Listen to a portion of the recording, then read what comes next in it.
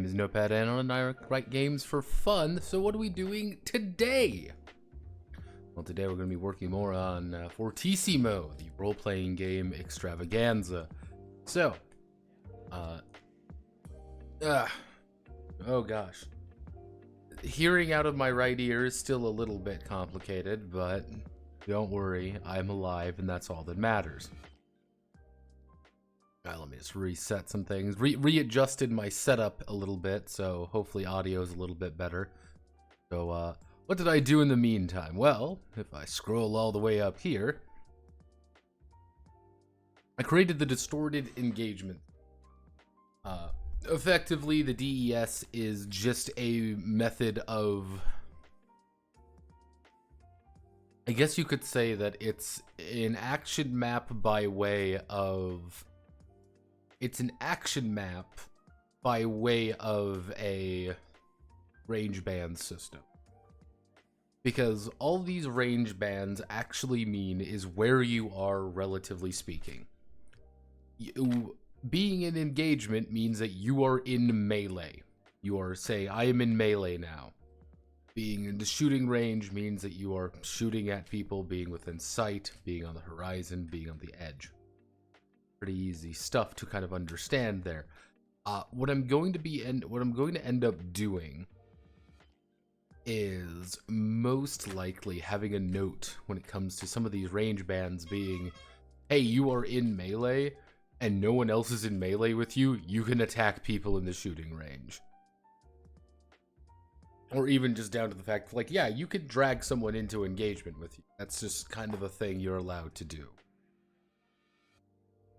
Who is getting married? Is someone getting married? If someone's getting married, happy marriage. So don't do that. No one's getting married anytime I check, so... Yeah, you're working on the engagement system. Shut up, Purple. How are we doing, boys? I just graduated, so that's neat. Yay! Graduation. Graduation is fun. So I should do is standing one.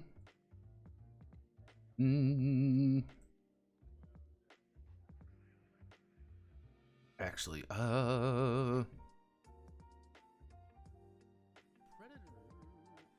we got a Manly already. Hello, Manly. We got Momoji Manly, everybody. Yay! Did someone shoot Manly yet? Yay! No one's shot Manly yet. So, he's not strict sense of space rather than abstraction of distances between others. Battle maybe aerial duels. How do I...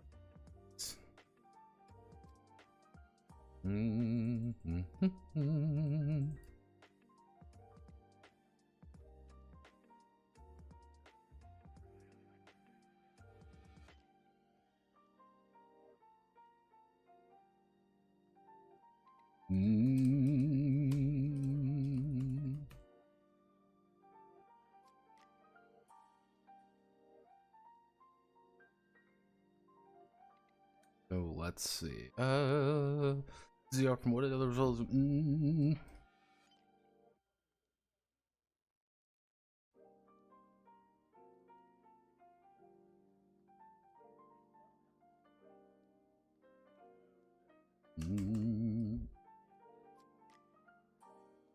Do some correction here.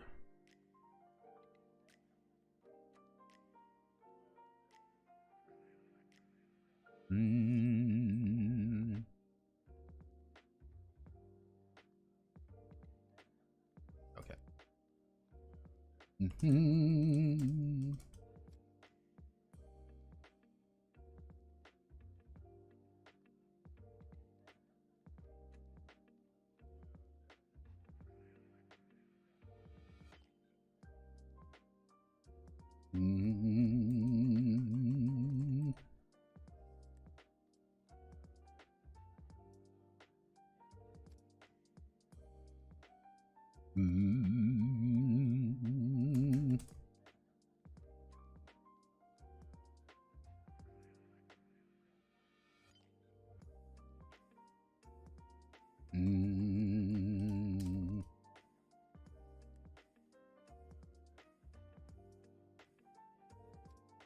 Mm.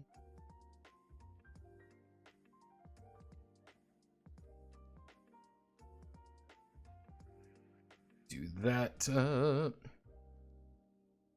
Gapping it in just as much as while shooting range, taking shots while dancing among flying debris. Mm.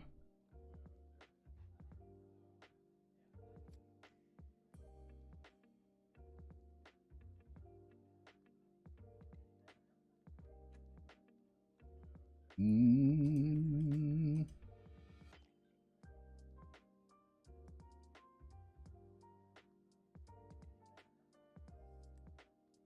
Mm. Rather than strictly where the battle is taking. A little bit weird there. We have distorted space. Distorted space is just a term I'm using to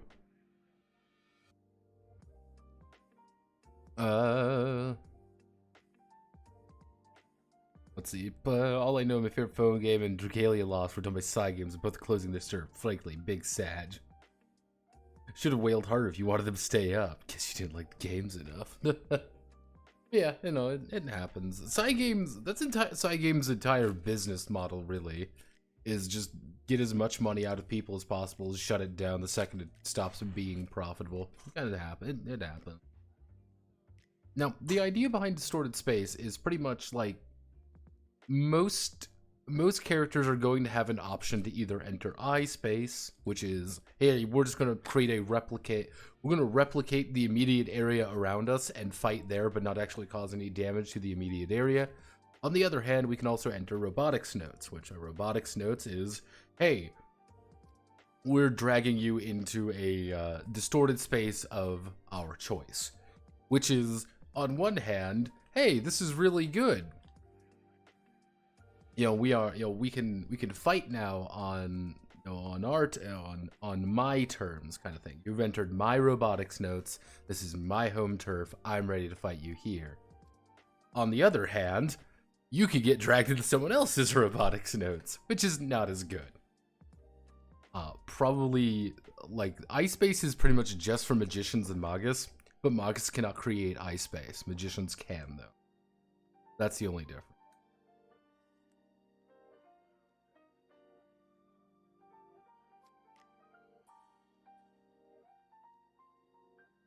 Correct APK to play it back when it launched. Good times.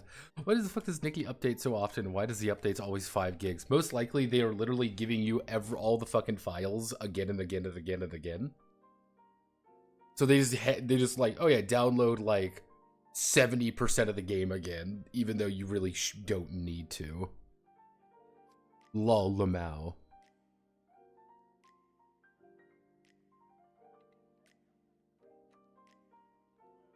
A big Nikki takes over 10 gigs. Yes. Nikki is 10 gigs. Wait. Can you play Nikki on PC? Nikki, Goddess of Victory. Let's play a game. Nikki, Goddess of Victory, Nikki, PC. Can I play Nikki? Let's play a game. Yes, you can actually play Nikki on PC. Finally. Time to start wailing, boys. Oh wow. Yeah, no, it's time, everybody. It's time to start being a whale.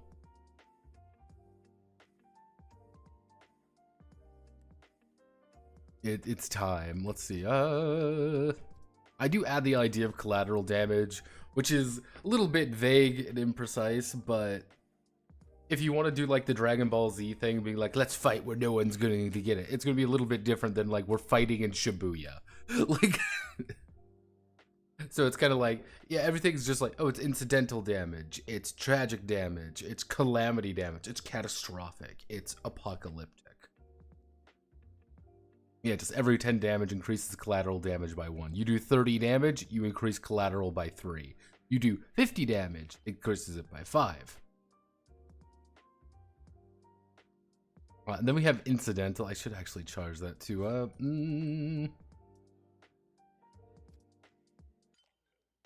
incidentals are effectively Ryutama objects renamed a little bit, and they do very specific things. You pretty much mark an object, say what you're doing, and then you get to apply these. Hey, I want to increase the damage roll by D10. I'm gonna mark one of my objects. Both sides get 3 objects each, and if you are in your own robotics notes, though, if you are the one triggering that, you get 5 objects though. So you get a little bit more, and you can kind of see it's like, oh hey, I get a free reaction out of something. Hey, I can make an improvised weapon attack. I can recuperate, allowing me to do that. There is going to be an action to get your incidentals back though. So that's kind of the idea, which we're going to be working on right now. I have worked on these. These are our current actions here. So let's get to it. Let's start writing out action. Is it smashing through something in a building, causing it to collapse, killing thousands? Yeah, roll for casualties. Effectively, yeah. How possible of a mage to fix what they broke after a battle? Unless they have a rune for it, pretty much impossible. Like, one of the big things is Reiji. Reiji, the main protagonist, Reiji Yoshino. Reiji has a power that is insanely good for this shit. Takapo is an insane rune in that regard. Because all Takapo does is he claps his hands together and you go back up to 24 hours. Hey, you broke a desk, goes back, it's fine. You've been hurt, I've got a big cut on my arm, you're fine. Oh, hey, you shot me with a bullet, you never shot the bullet. That's all he can do. That's his ability. You don't have this. It's not like you could just snap your fingers and fix it. Because why would you? Yeah, and that's one of the reasons why iSpace and robotics notes are as important as they are. Why Magus are so dangerous. Magus are dangerous because they don't have their own iSpace. They don't have their own distortion space. So you just have a guy who can level a city block running around, and you have to fight him. Yeah, that's kind of the... Yeah, so you're getting thrown through buildings, you're taking damage a lot. You want to... Oh no, there's a Magus. He is causing damage. We want to... Domain expansion, enter my iSpace. Or you want to say, nope, it's time to enter my robotics nodes. Just slam that shit and you enter robotics nodes. One of the main threats to a Magus is the fact, like, oh, hey, you are now stuck, effectively, in someone else's distortion space. On the other hand, you kind of can go all out a little bit. You're a Magus and you live in the area, you don't want to go all out because you can destroy your own fucking house. On the other hand, it's kind of like, hey, you're stuck in here. You have to make sure they understand you're stuck in there with me just as much as I'm stuck in here with you. So yeah, that's kind of that's how kind of iSpace and such work. So let's get to actions and reactions. When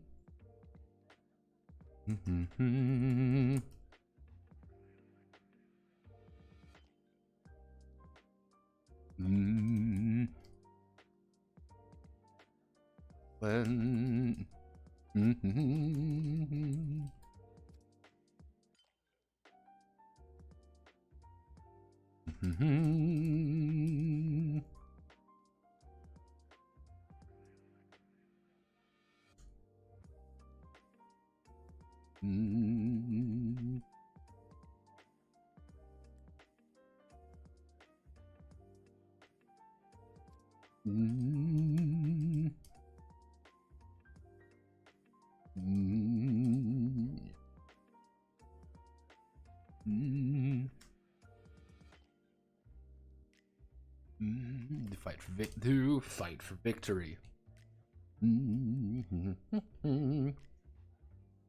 Yeah, just like, hey, manage your 3 actions. This is what it is. We're going to hit heading 4. We're going to do actions. Action.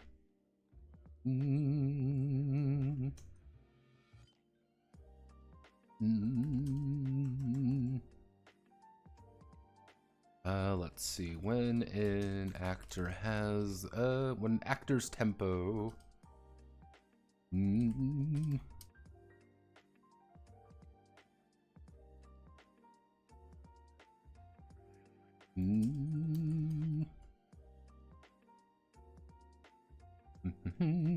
It's their side. Quick and main action, allowing them to use their side quick and main action. They may.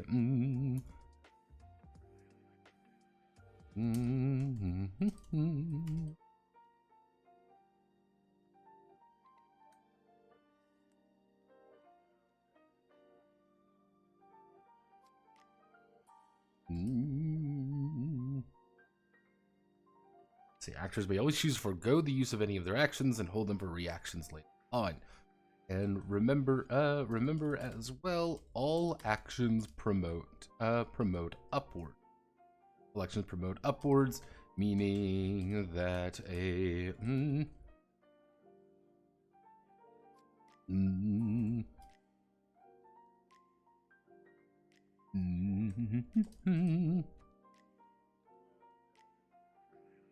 Okay, so all actions promote upwards, meaning that a main action can be used to make a quick or side action.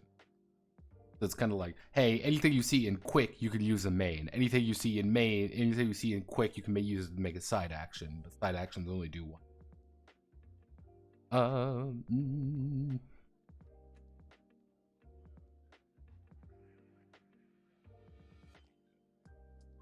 So we're going to put on form. We're going to put this at 15.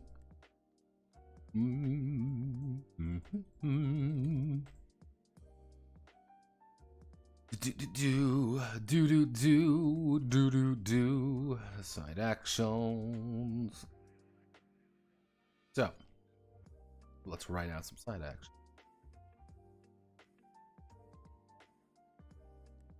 Yep, we're finally back in action. Like Jagged Alliance, back in action. We're back. We're so back, Kings.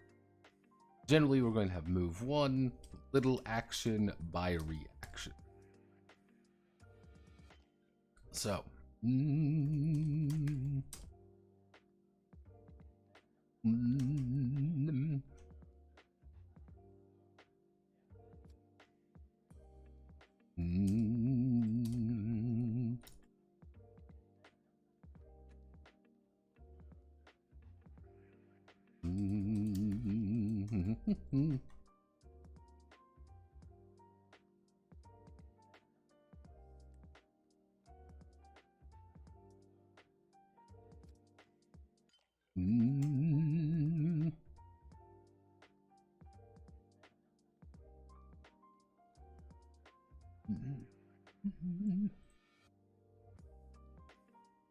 Side actions take a moment to perform, allowing the actor to do something almost unconsciously with how rapid it is.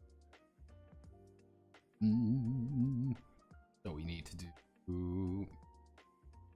Oh, that's not smooth.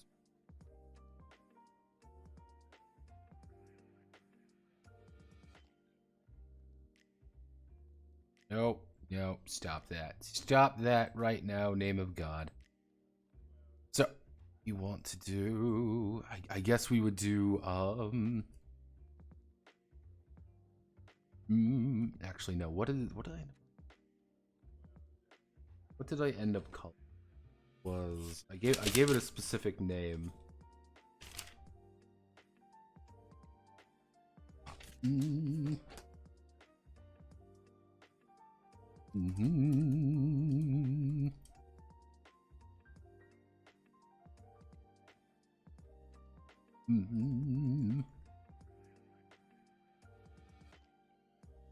Let's see, it actually takes a moment to move to an adjacent.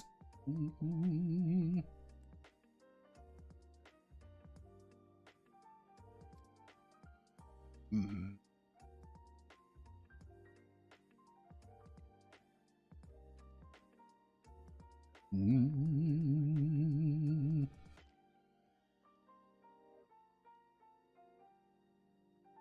God, how do you word this? Mm.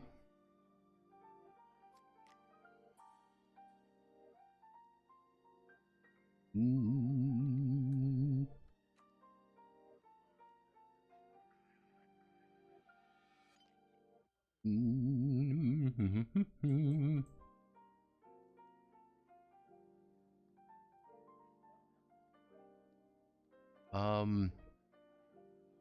We can't call it range bands. It sounds weird, you know. It would be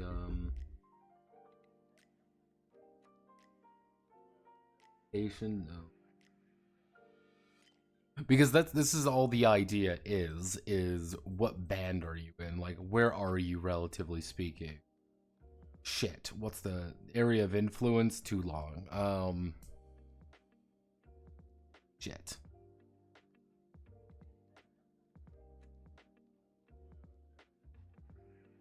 We can't use area because we used the term area earlier. We can't use range band, that's too long.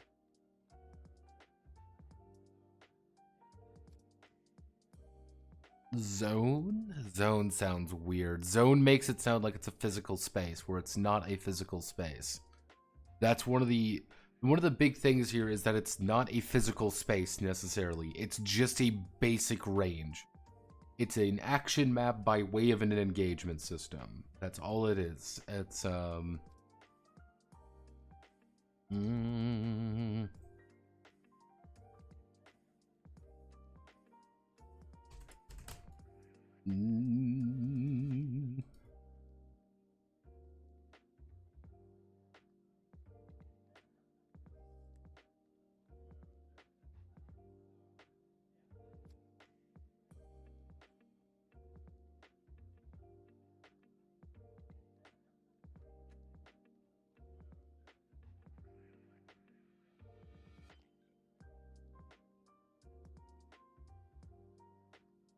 mm.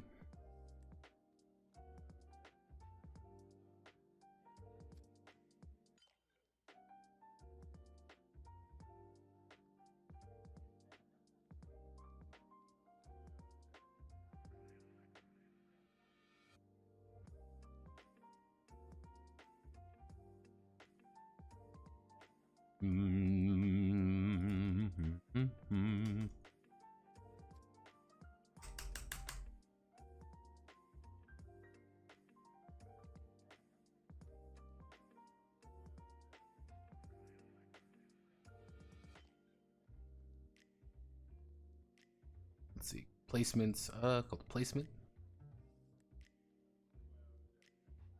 Mm.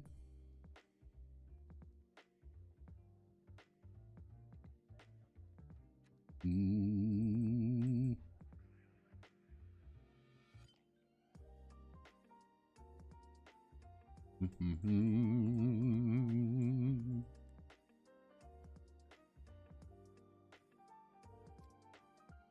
Mm. Mm.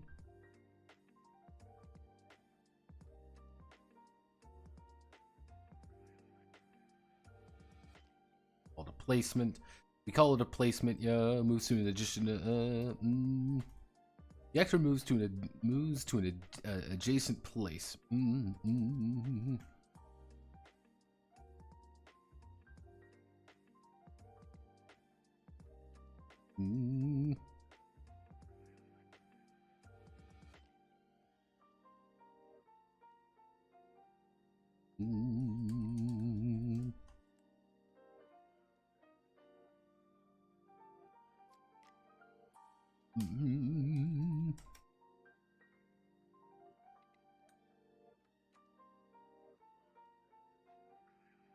This would be a minor action.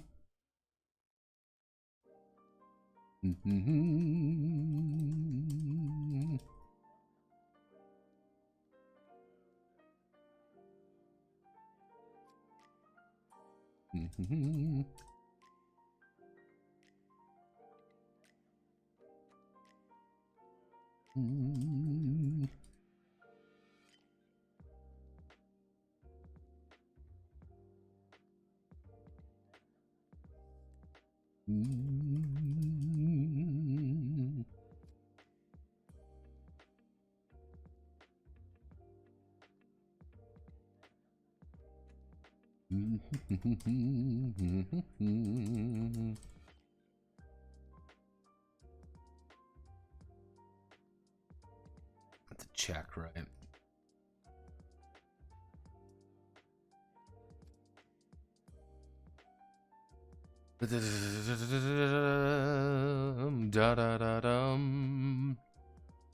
Let's see. This may require a check. This may require a check to be successful.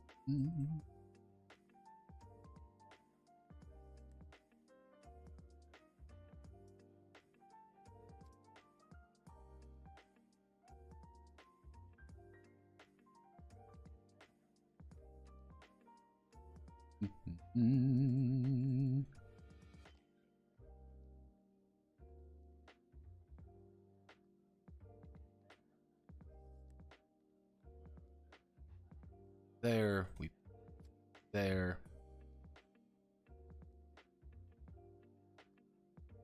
And that's literally all side actions do. Side actions are incredibly small, actual things going on. And that's fine. That's very okay that it's just really tiny actions.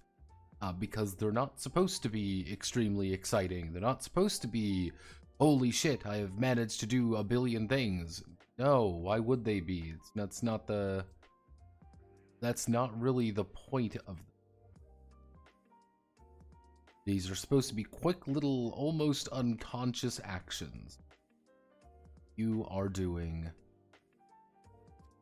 to alleviate something. Something's going, hey, I need to step. I need to do something. I need to take a breather and reassess the situation. That's all it is. So,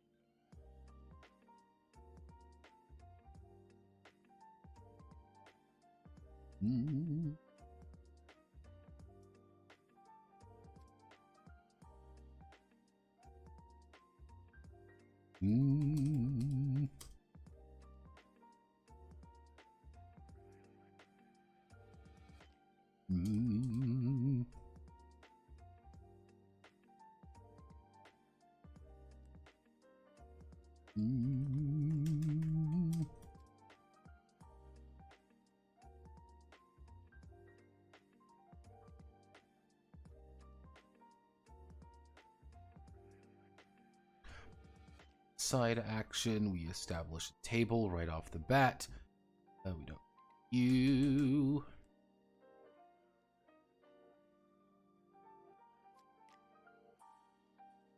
Now we do this.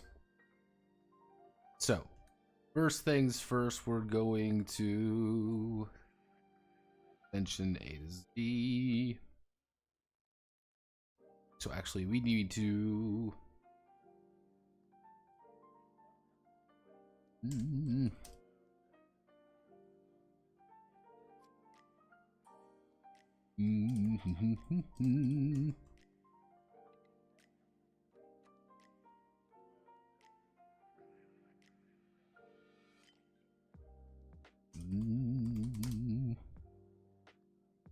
let's see what is the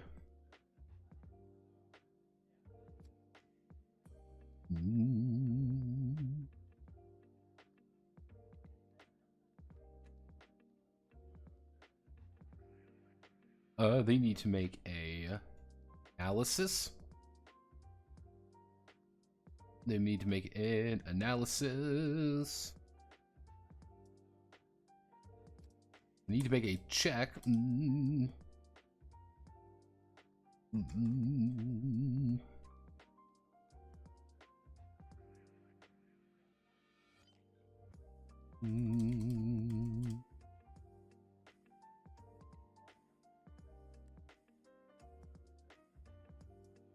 need to make a check to recover a number of incidentals on the battlefield. They are it. Number of incidentals on the battlefield. Analysis is used in the real world, as well as eye space, in eye space.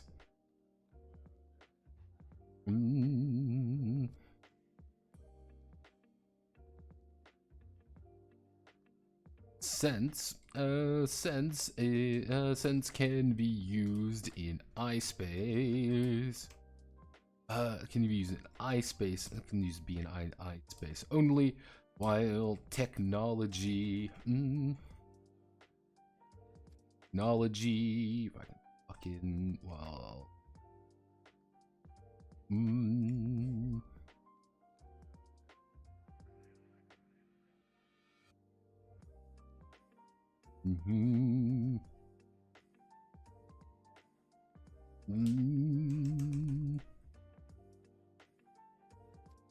Used in all can you use in all circumstances. Sense can be used in eye space only, while technology can be used in robotics notes.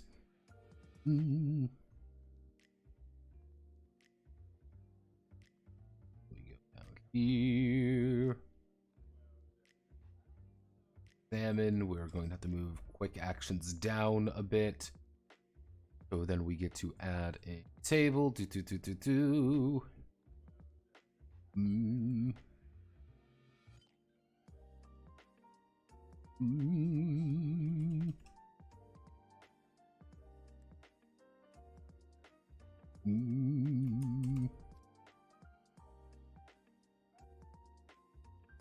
Examine, check, incidentals, 1, 2.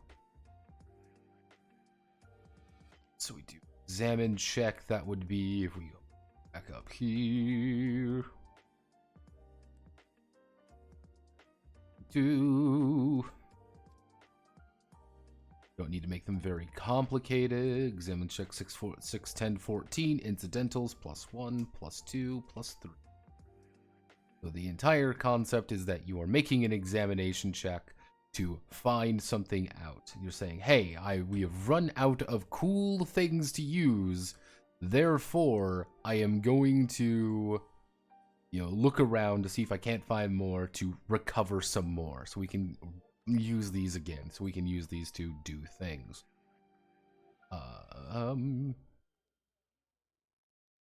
Technically, if we want, need to do is we need to add dash here.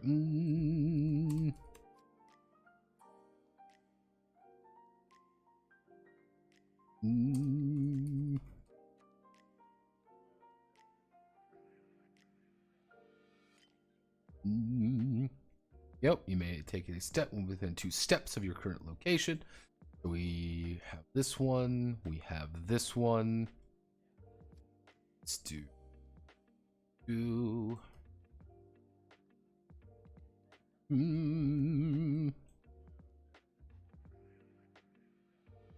pair.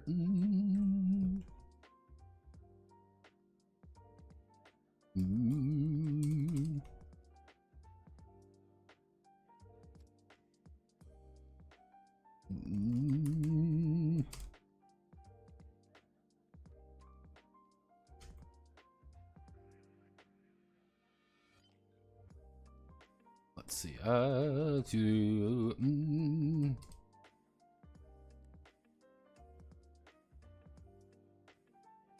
See. Hey, why don't I prepare every single time? Yeah, if you really want to, you kind of should prepare. That's all it does. Should add a rune.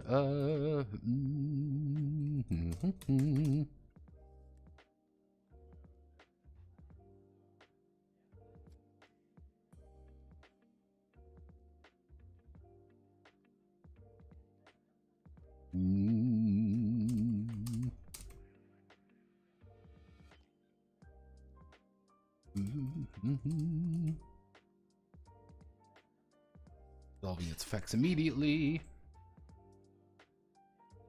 Let's see, so we add that, and then we add in our final one, which is select you, we get this.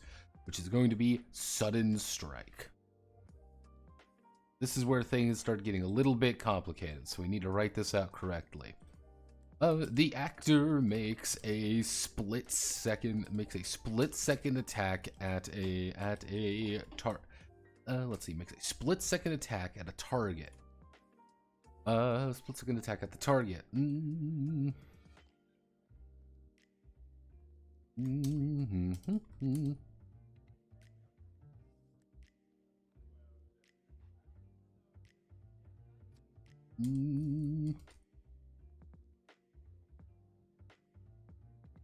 They will make a aim/weaponry accuracy check.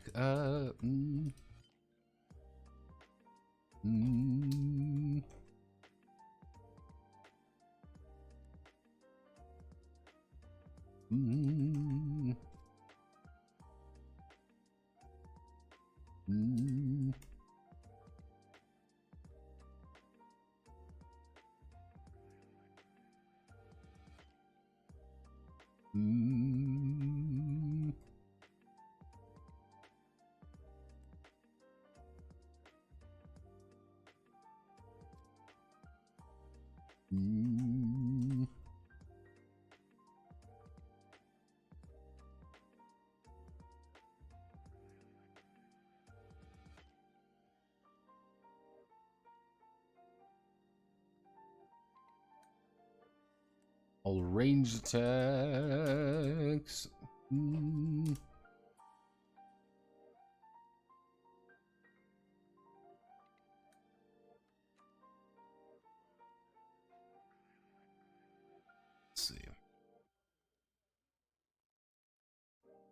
Let's see.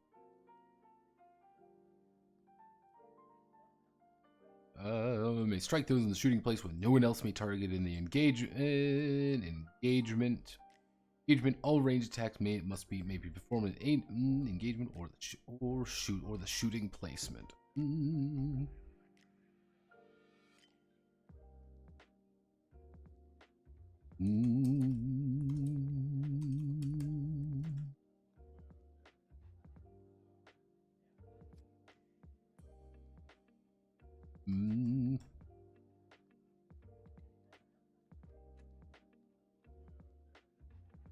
If the sudden strike.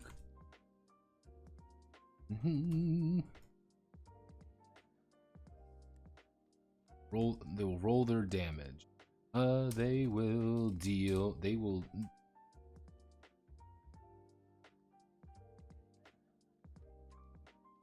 Give me one.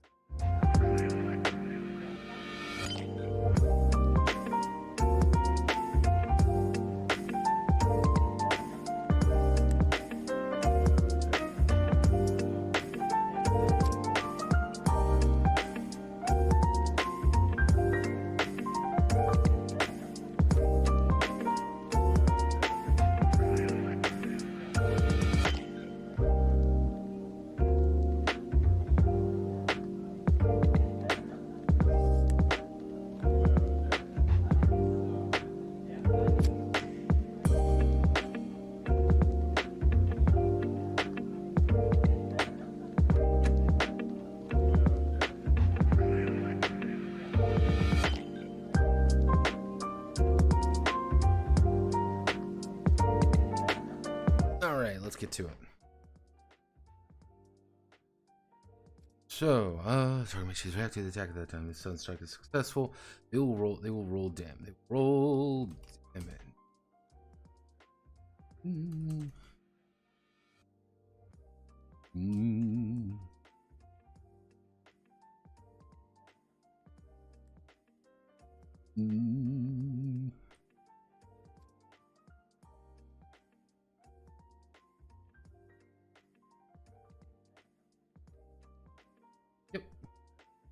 Damage roll is 1d10 plus modifiers. That's all it is. Nothing more, nothing less. Just making an attack. You're making a sudden strike. That is one of the advantages of the sudden strike, is that, hey, it's just a quick action. You are making an attack. You are saying, I am attacking you, and you're burning in a reaction. Which can be pretty good. It can be pretty damn good. Or it could be not as good. You're not going to do as much damage as you would say doing really anything else. On the other hand, you are actually attacking someone. So here, as we need to put this right here, we need to say main action.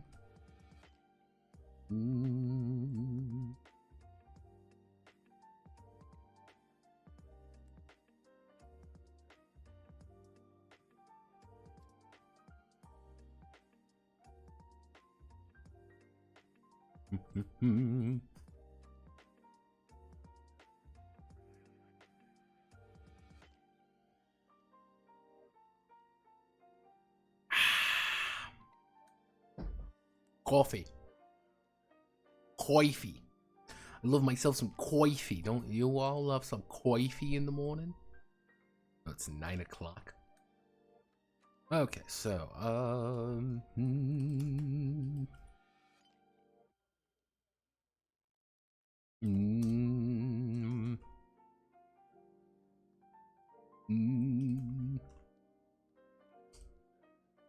let's see. Main actions are the primary focus of the allowing them to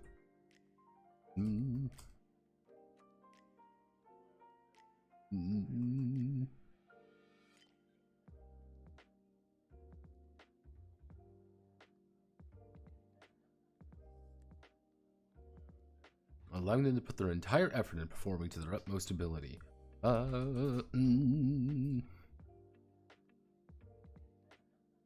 we go. That's really it.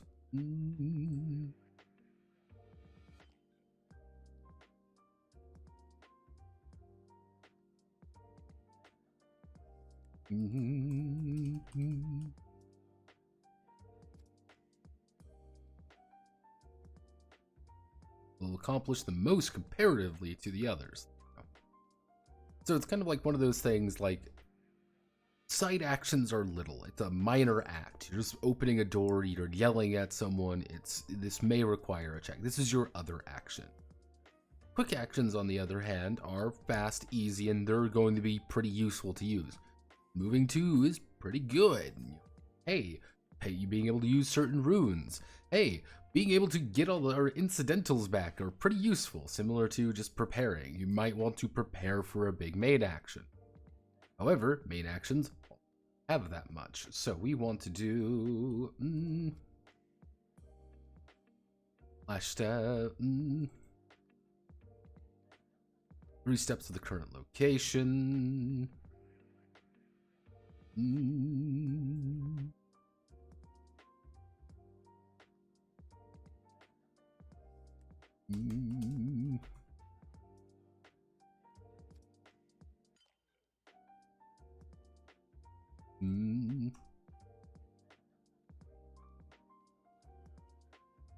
Let's see. Actor clears any one condition they may be suffering from.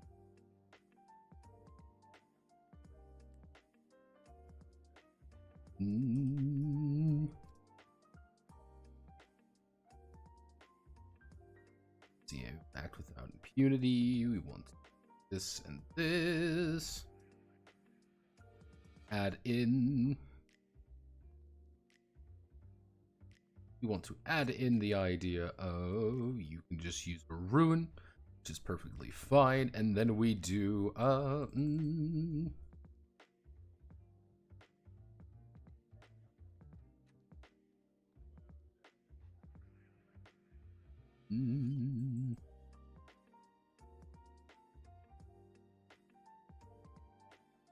okay, so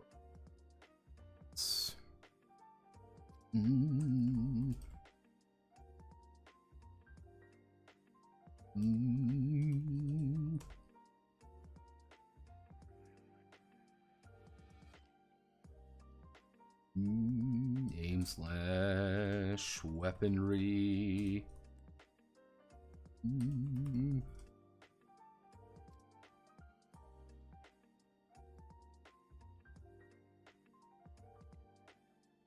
Actually,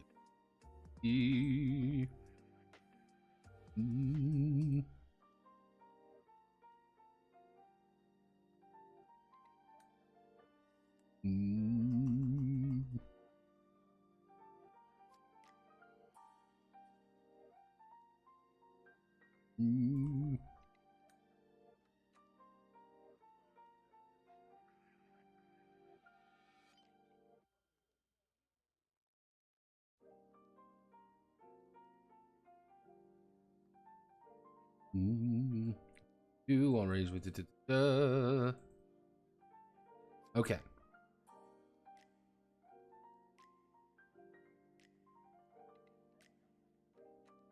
Luckily, this remains the exact same. If the target chooses to react to the attack, this time it says if the they will roll damage. The full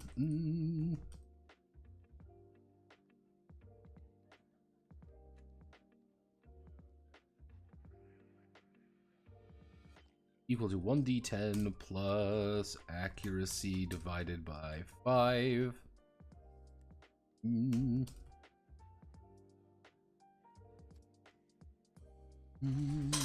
D10 plus modifiers. So we add a footnote there.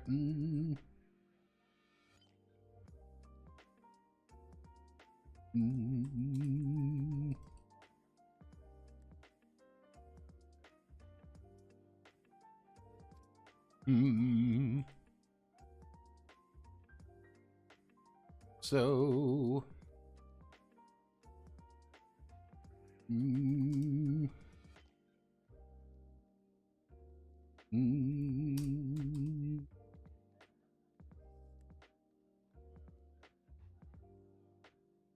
they would add plus 4d10 to their damage. There we go. Let's d10.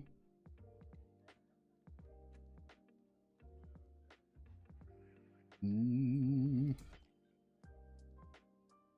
going to do added together. 1d, all of these things added together.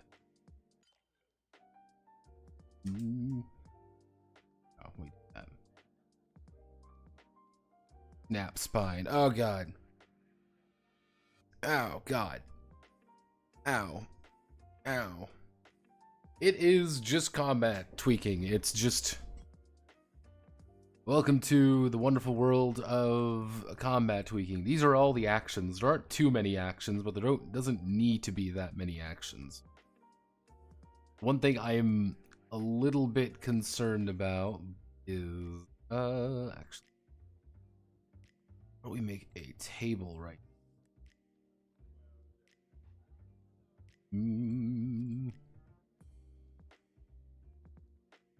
Notes. Where are Curry's notes? Hello, Curry. Hello, Curry. Hello. Hello, Curry's note. Curry's notes.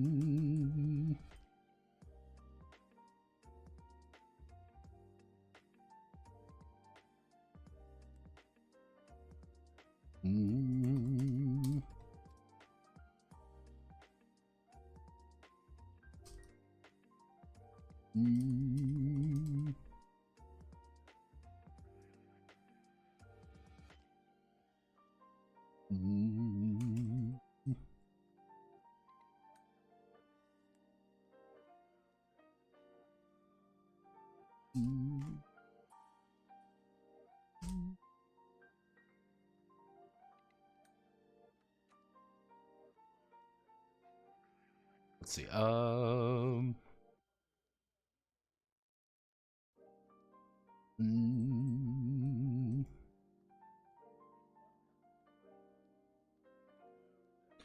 Actually, no. We want to do a accessory. Fuck this. How do I want to word this?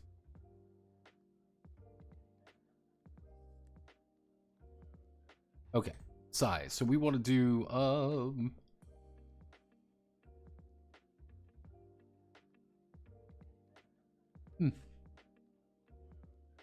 weird. I was here. So let's fuck, what am I thinking of?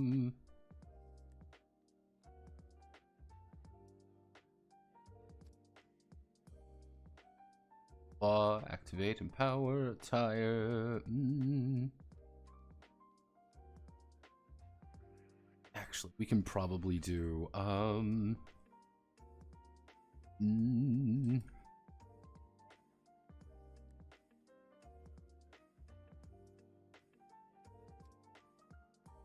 extremity. Is that how you would spell it? Extremity? No, it's M-I-T. M-I-T. Extremity. Extremity. Extremity. Let's see. Chest, head, limb, extremity. Where are our other sizes of objects? Yes.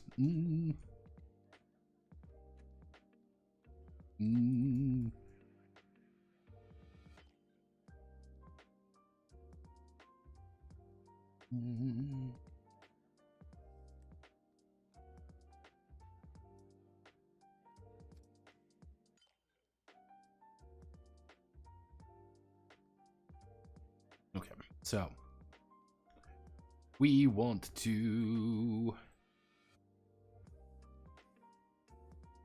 this we extension, we do extension sort of paragraph A to Z. Let's do accessory armful. You know, we do accessory here, handful, armful.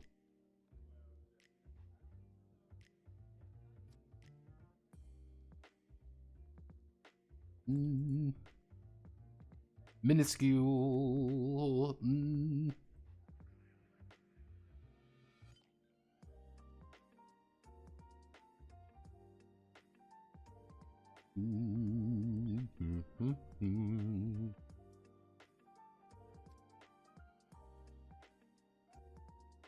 Chest. Actually, no, we want to do head, limb, head, limb, chest. Head, limb, chest. Minuscule, accessory, handful, armful, extremity, head,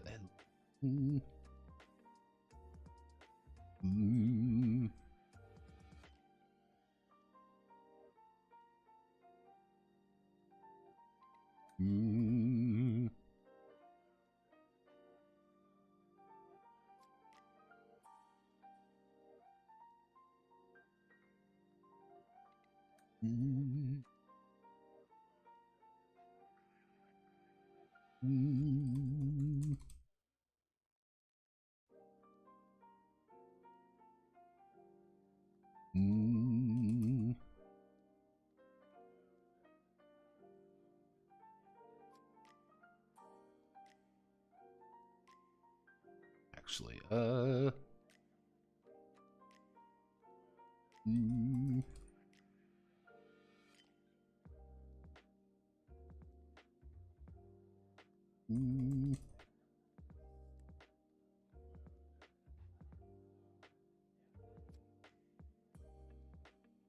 okay, so that's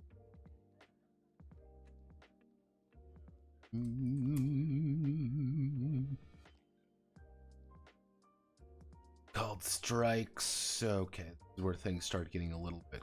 This is where things start getting a little bit kooky.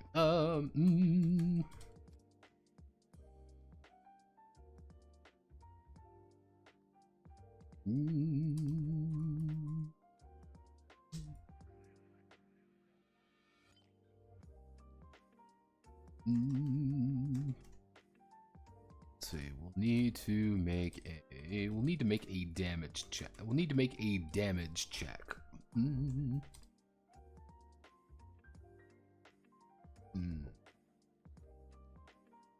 This is where things were getting complicated, and this is where we have a really weird question. Because, as I've explained before for Fortissimo, as I have explained before, let me move my mic a little bit closer. Effectively, You, dude man over here, are not actually that important. It is your magic weapon, thing that lets you use all of your magic. If you get shot in the head and your head explodes, if you die, you get back up a week later. However, if your magic weapon dies, you are deadsies for realsies. So, the idea, and this is used frequently throughout the game, is, okay, this person is super strong. This person is super strong. How do we not directly kill the person? How do we kill their magic weapon? How do we damage their ability to do magic? And generally speaking, all of them use a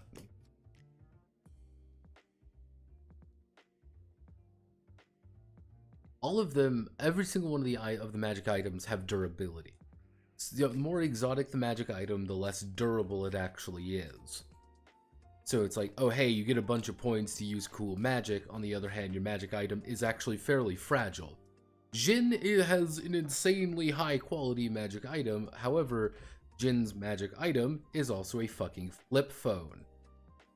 Jin is a scary character because he uses his abilities very well, but if someone took a magic hammer to his magic phone, Jin would be dead. Jin would be dead. And everyone would make fun of him because he's dead. Which unironically actually happens in one of the routes, is that Jin is just ambushed. And because Jin is ambushed, they find him, they tie him up, they destroy his magic weapon, and they tear him in half. He's dead. One of the scariest, most intimidating characters in the actual Battle Royale of the original Fortissimo game dies pretty quickly because he just gets outwitted. He gets ambushed. And his magic weapon is destroyed, and in turn him. However, if you can't destroy their magic weapon, you can't kill them. Hence why you have kind of an interesting dynamic with mages. Now,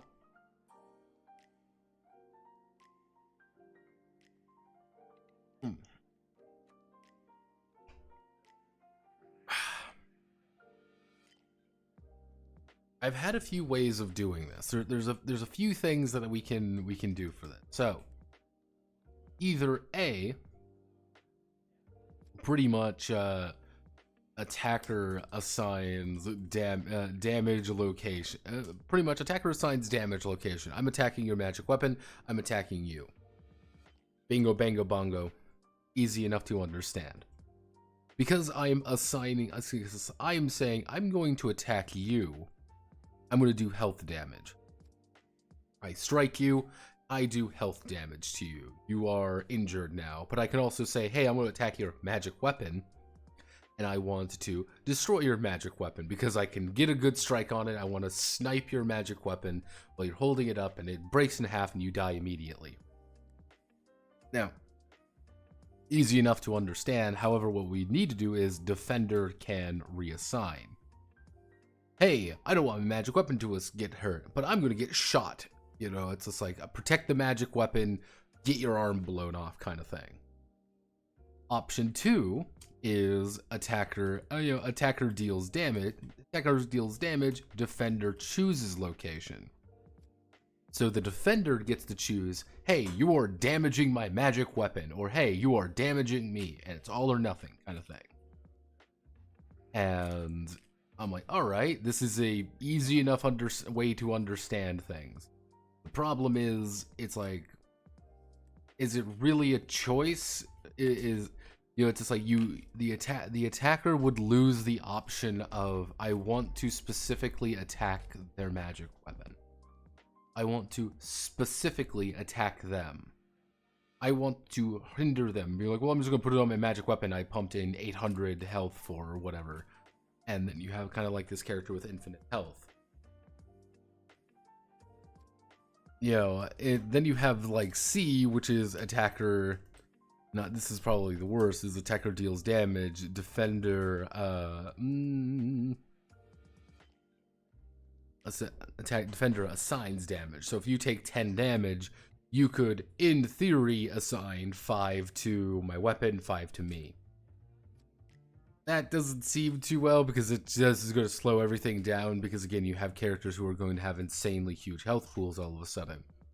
Which should be the integrated magic weapons gimmick.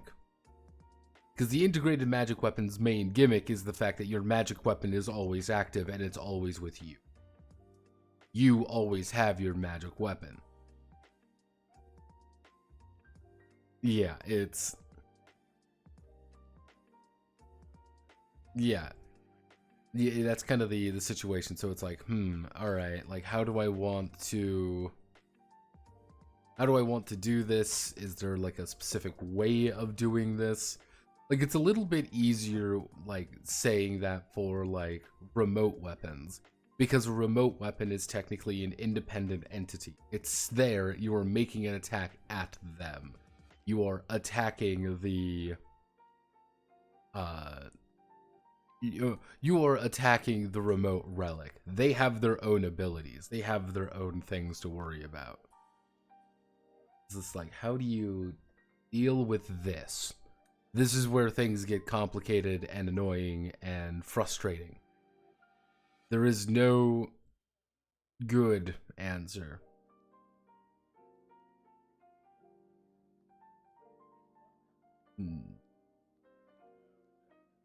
This is what I wanted to talk about earlier with some people, but they didn't want to talk about that. They wanted to talk about being retarded.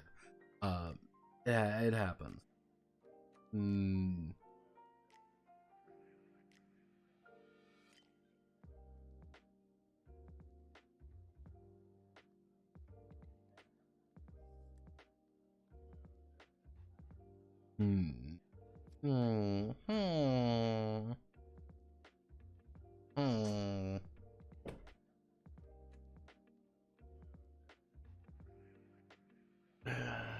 That's why I was going to even give like damage check its own little section, just because it is such a, let's see. Okay, after successful attack, the actor will need to make a damage check.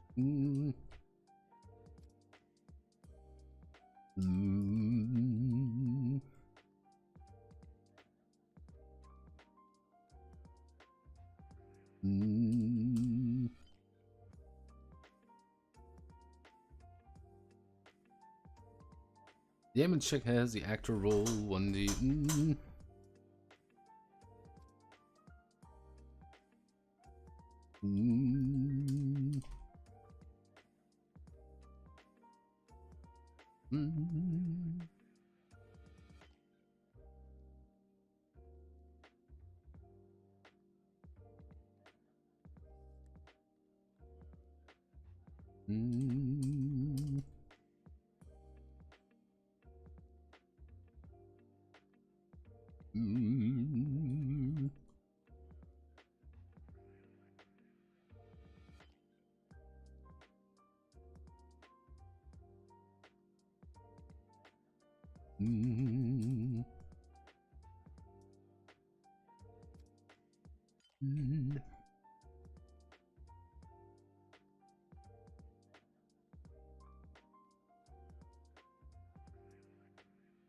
Check.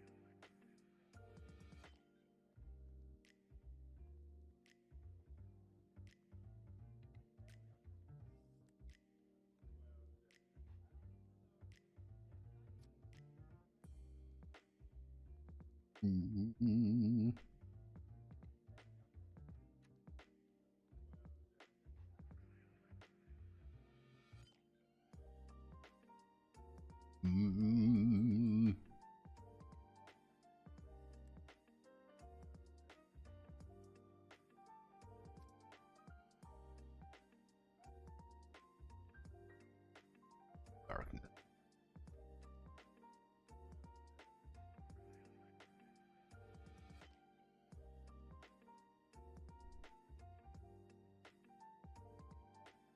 No, I'm gonna go with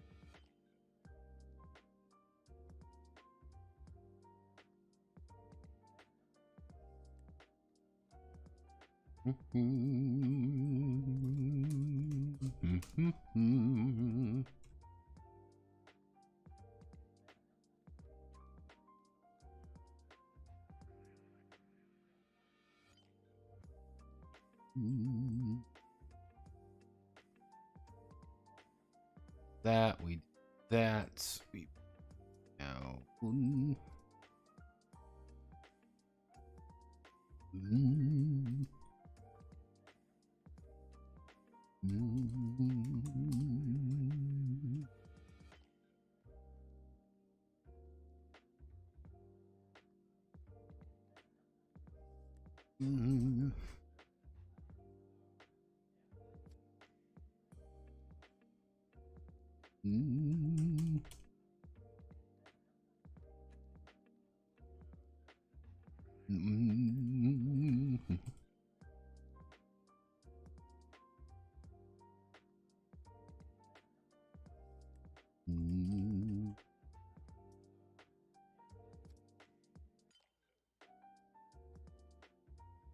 Let's see. Damage check is always completely added together, and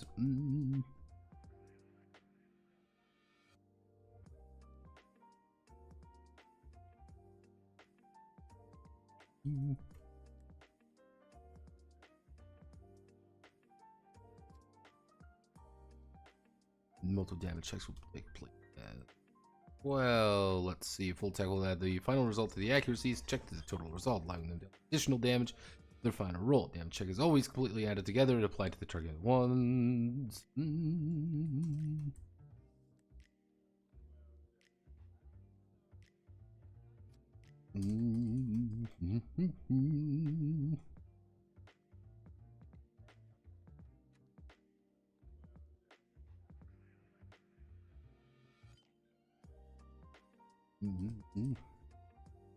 Let's see. May choose to directly take the damage to their health or their relic's durability.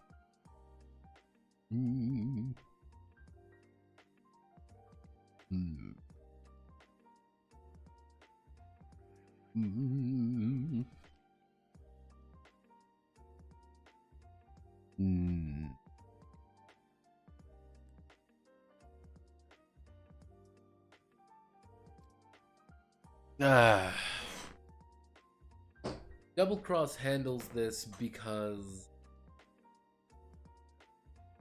Double Cross handles damage by 1 and accuracy divided by 2. So most of the time you're going to be rolling, roughly speaking, higher.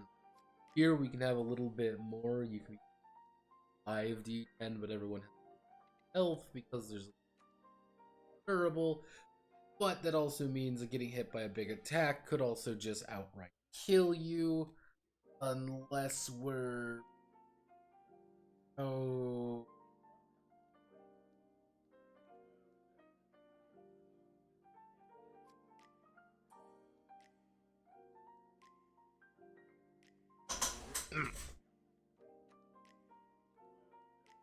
The multiple damage checks will take place.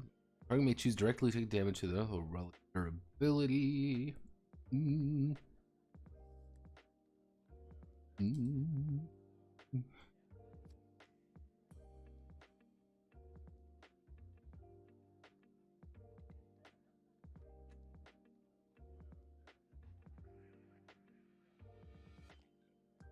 Mm.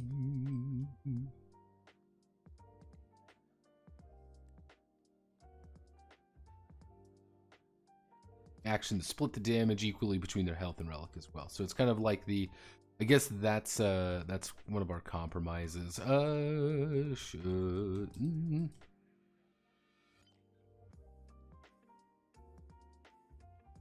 Mm.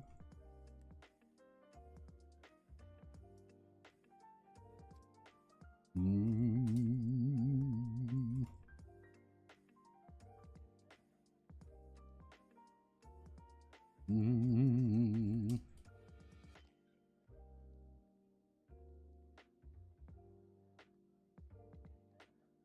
Mm.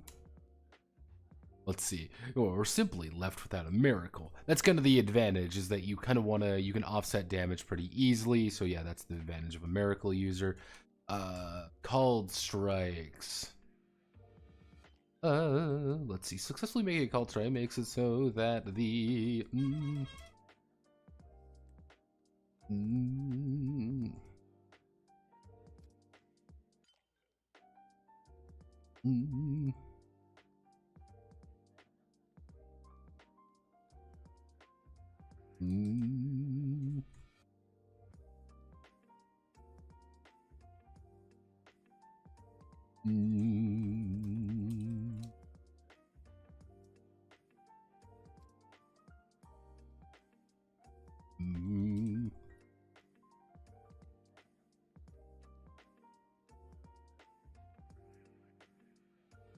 So let's see, using a sudden strike or full attack. When this occurs, it'll make an accuracy check as normal, but take a penalty equal to the difficulty of the target that you hit. Successfully making a called strike makes it so that the target of the attack.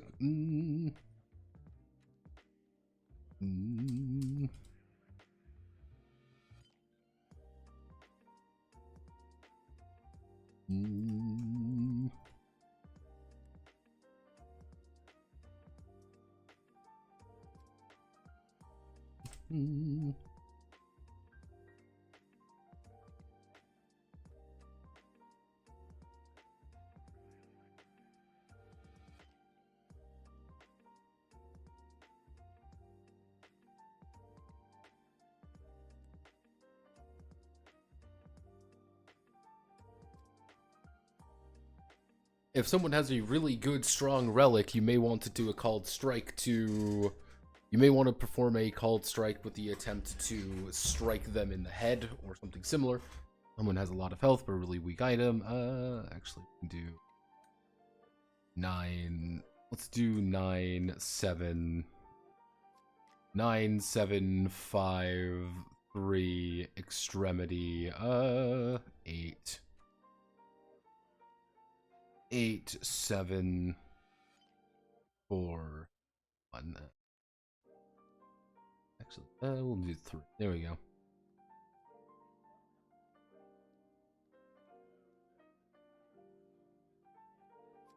Hey, hey.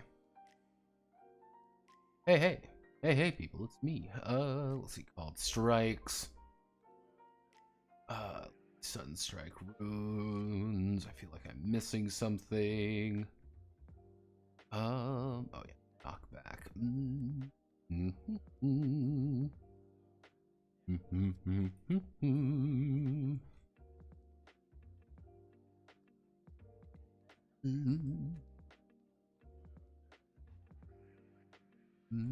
Let's see. Simulate the raw brutality and strength behind certain blows. Let's strength behind certain blows.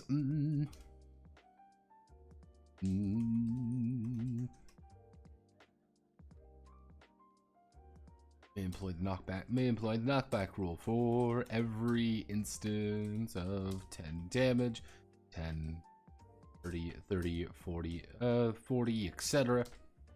The target of the attack will be knocked back, that many steps of placement. That many steps of placement.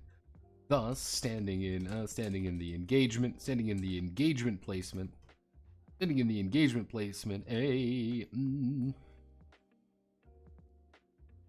takes 22 damage. They would be knocked back. It would be knocked back all the way. Let's see. Knocked back.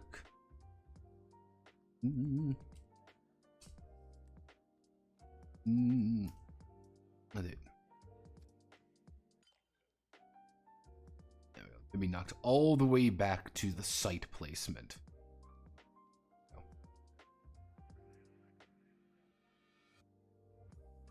It is literally just a side rule for knockback. It's a pretty big thing that can occur. Let's see. Actually, what we can do just to make things a little bit. Let's see. For a reaction, the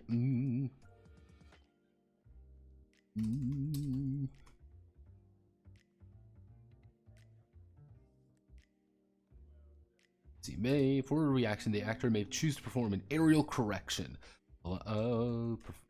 Getting knocked back. Getting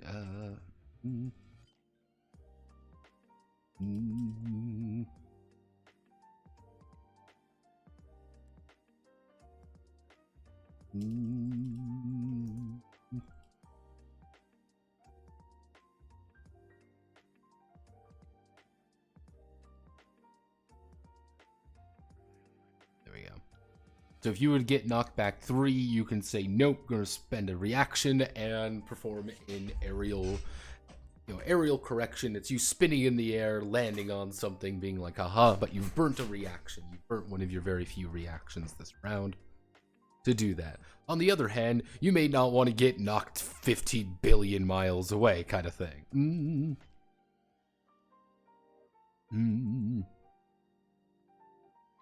Actually, in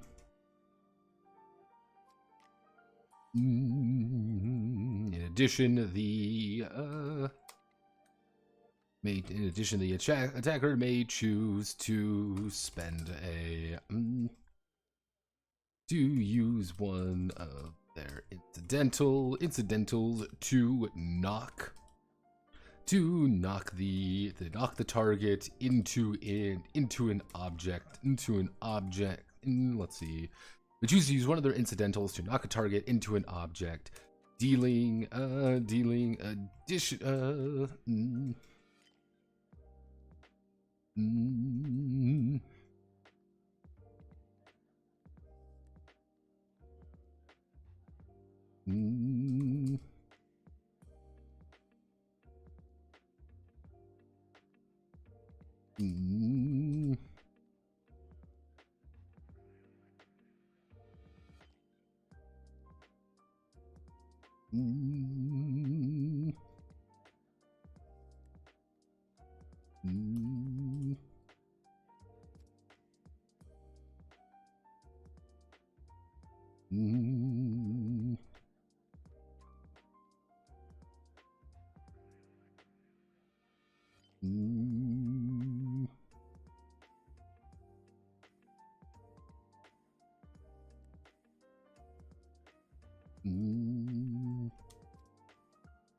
To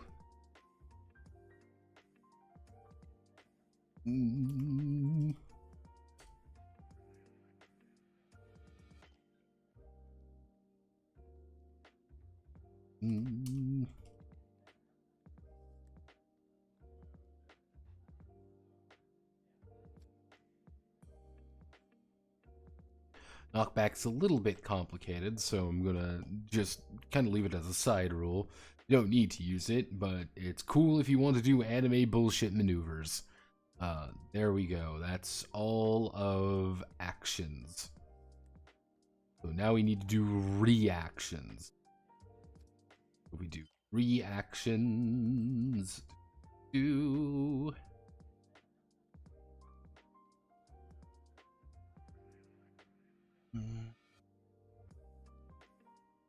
okay, so we're doing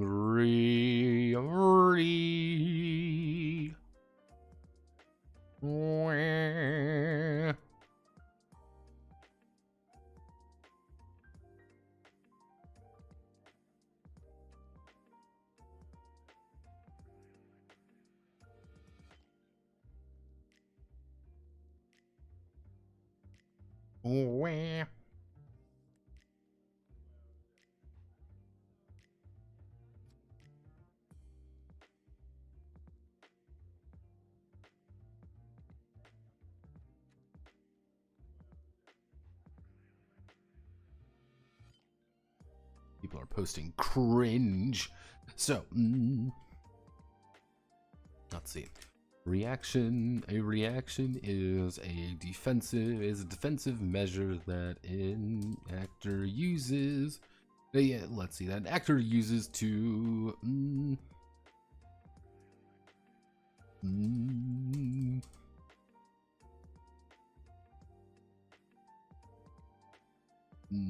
A reaction is a defensive measure that uses to protect themselves from an attack. There are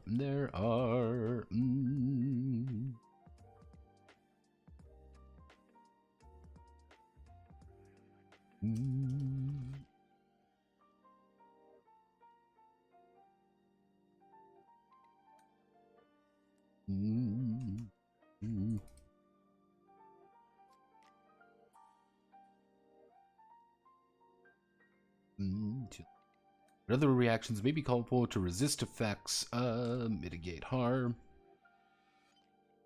I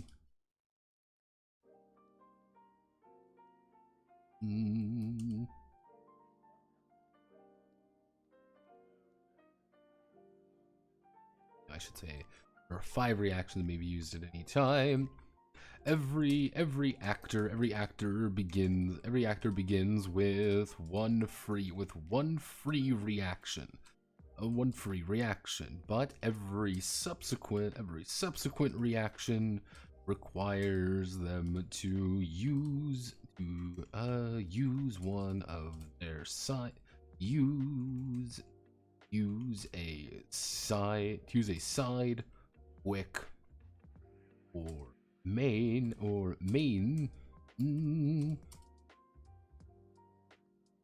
Let's see. Every subsequent reaction requires them to incidentals. Double check the bond system.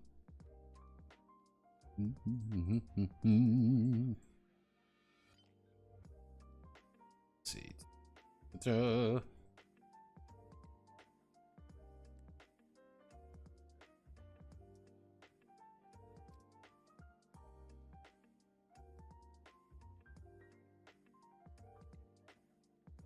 Incidentals may also be consumed.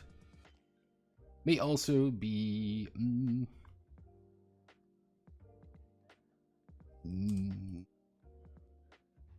reaction to provide additional quick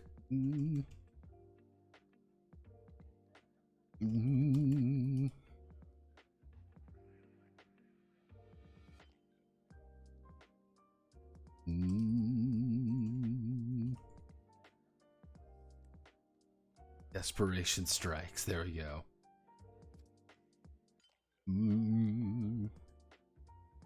So it's kind of the idea of like you get one for free, but then you have to start burning your main actions. Going last in the tempo order kind of sucks because you might burn all your actions just protecting yourself. So you kind of, that's something you kind of want to consider. On the other hand, you also have the opportunity to always re-roll your tempo at the start of the round. So maybe you should have just rolled better, Lamau. But that also means that, hey, they might burn all of their actions and reactions. It is entirely possible to work with your friends to just lay on someone and then have a big guy go in for the big hit at the end that they can't defend against. So, we're going to use...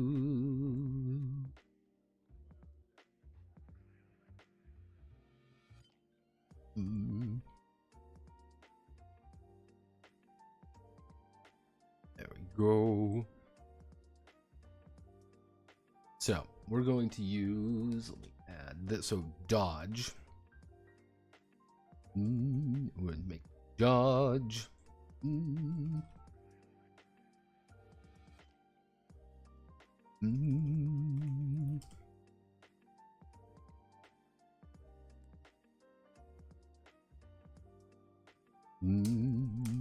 yeah, that reminds me. Need to make a subtle change to skills.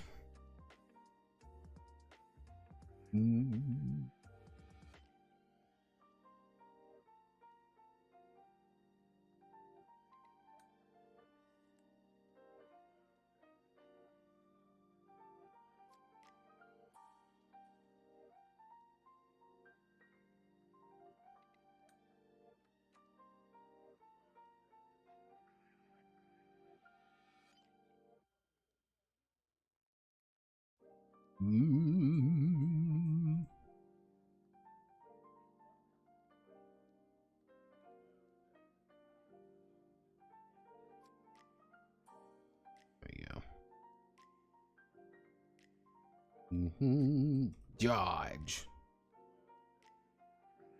Dodge. We'll rename it to Dodge because Dodge is easier to understand. It's a dodge out of the way of an enemy attack. They will make a dodge. They will make a dodge check. They dodge opposed check against the attacker's aim slash weapon. No, attacker's accuracy check. Against the attacker's accuracy check. If the dodge check meets or exceeds the accuracy check,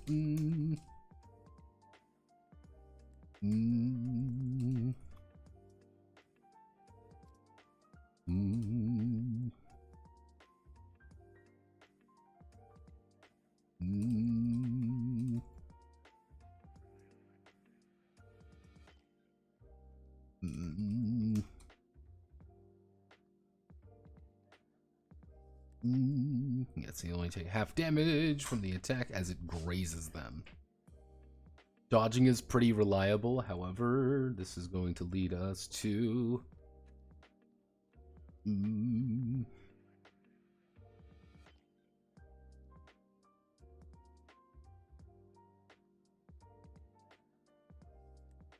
The problem with dodge is they'll make a dodge opposed check. Should double armor.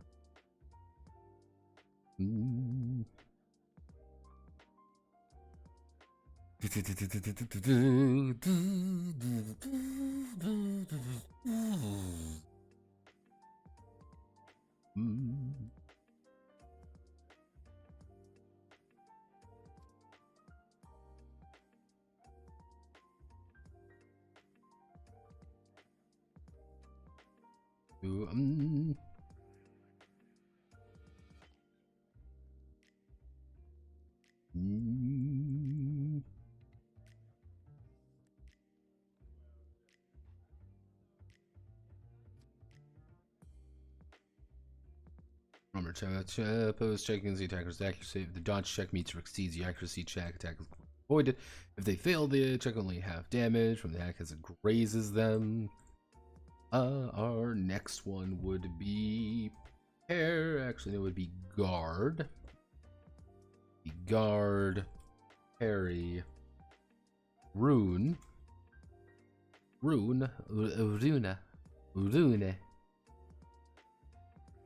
and technically, interpose. So we want to.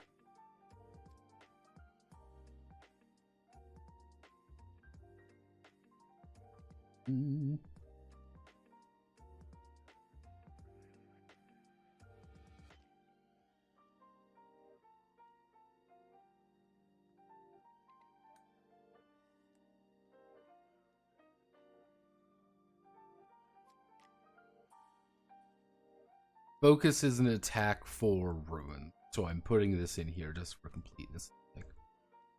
So we want to interpose. So if we want to do a parry check,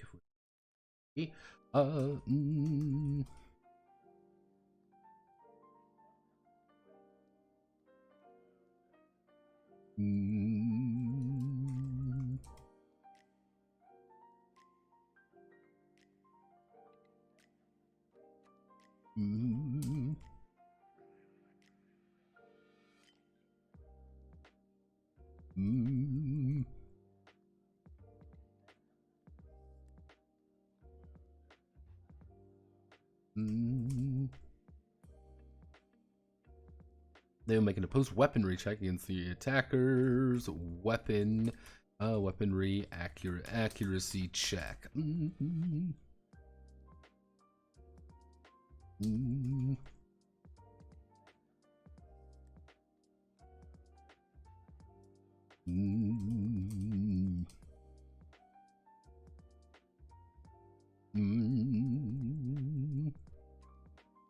Let's see if the defender is successful.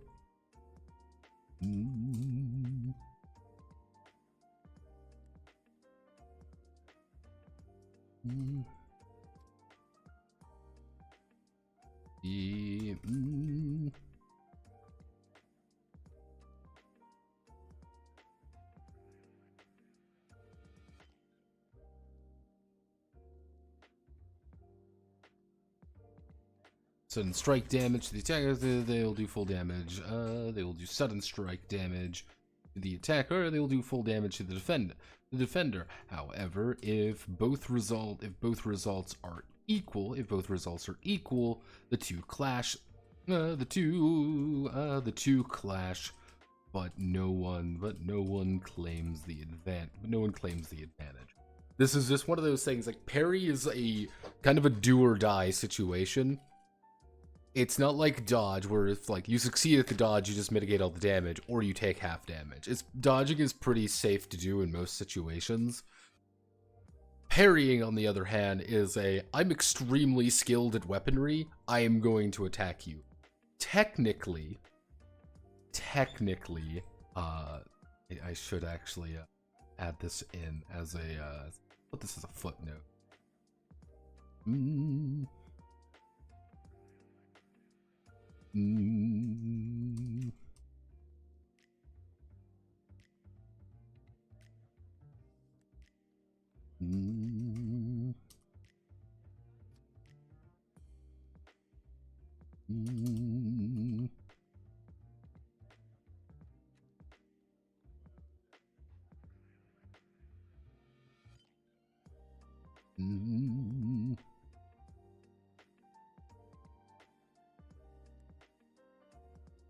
So, guard.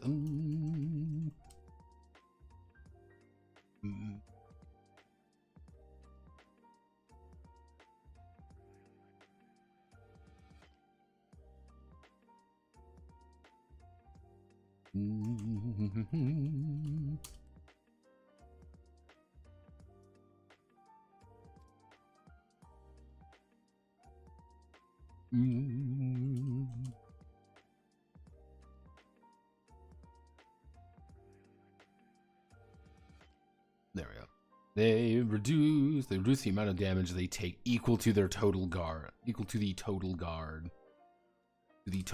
of all of their equipment. Guard is just purely, I don't want to, I'm going to just not take damage today. That's all it is. So we want to use rune.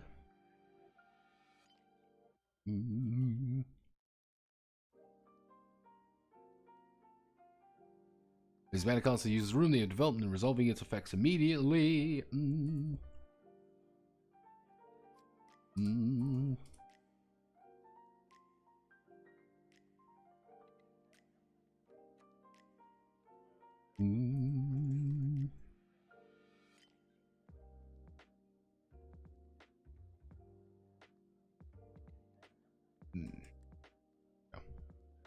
Then we have Interpose.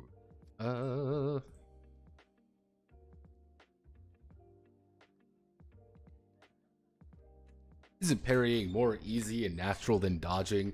Yeah, technically, if you want to be really specific, it would be probably a lot easier to do.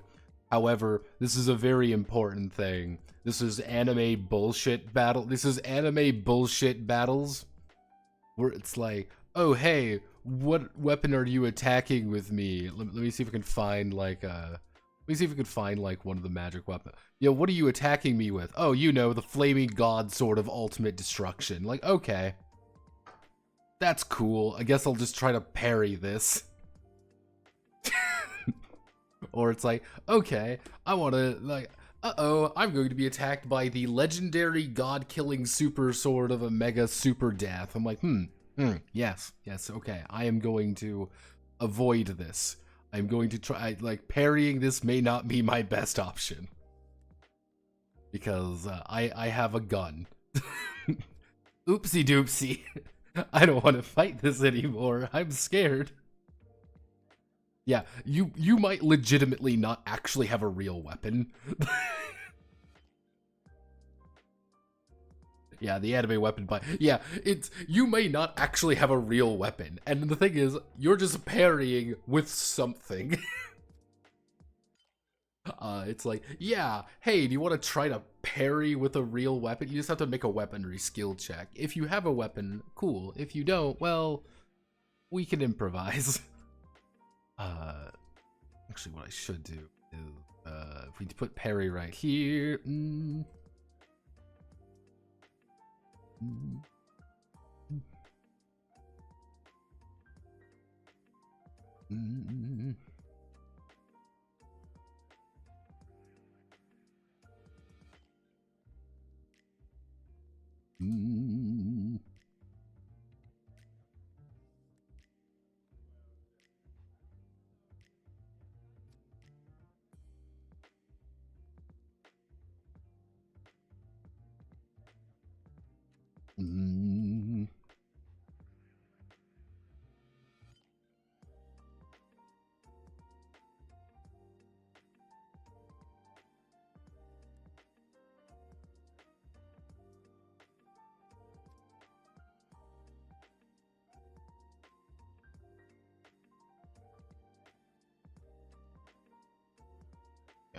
unarmed attacks, unarmed attacks may be parried while unarmed, however. Yeah, that's kind of like one of those things like, hey, I'm completely unarmed, we're just like fist fighting. If we're just fist fighting, then yeah, you could just, parry by punching back. Not really a thing. It is a fun scene though, a protagonist blocking a god-slaying Slayer Slash with a lead pipe, only in Flint, Michigan. I can, I can totally dodge this. Don't worry, I'm going to try to parry this. Oh shit! Oh no! See, it's one of those like really bullshit things with Fortissimo, which is very funny. And I'm gonna bring her up again. I'm gonna bring this girl up, Nagisa. Nagisa's really funny because yeah, she has the ultimate god-slaying super kill sword that literally her ability is so bullshit. She has such an amazingly bullshit ability. Not only does she have the ability to be a grandmaster swordsman of perfect elegance, because her sword gives her the knowledge of every swordsman in existence, it is also a higher conceptual rating than someone with an insanely high conceptual rating. If you have a weapon that says, hey, this weapon cannot be broken. No matter what I do, this weapon cannot be broken by mundane means. she can cut through it. She can cut straight through it, doesn't matter. Hey, this is a perfect defense. You physically cannot attack this person. She can attack that person because her weapon just lets her do that. Fortissimo is... we're dealing with some hardcore Animu bullshit of like just how many nuh-uh moments that are here. It's great. Like, nuh-uh. It's kindergarten fighting, and it's hilarious. Let's see. We need to do anything here. No, we're good, actually. Am going to do is we're going to do interpose.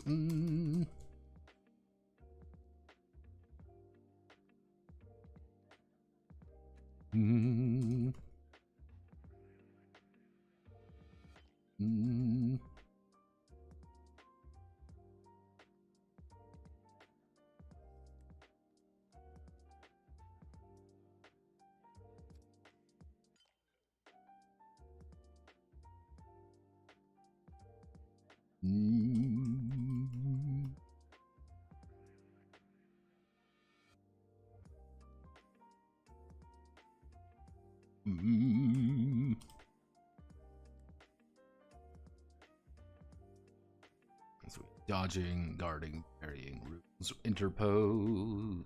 Let's see.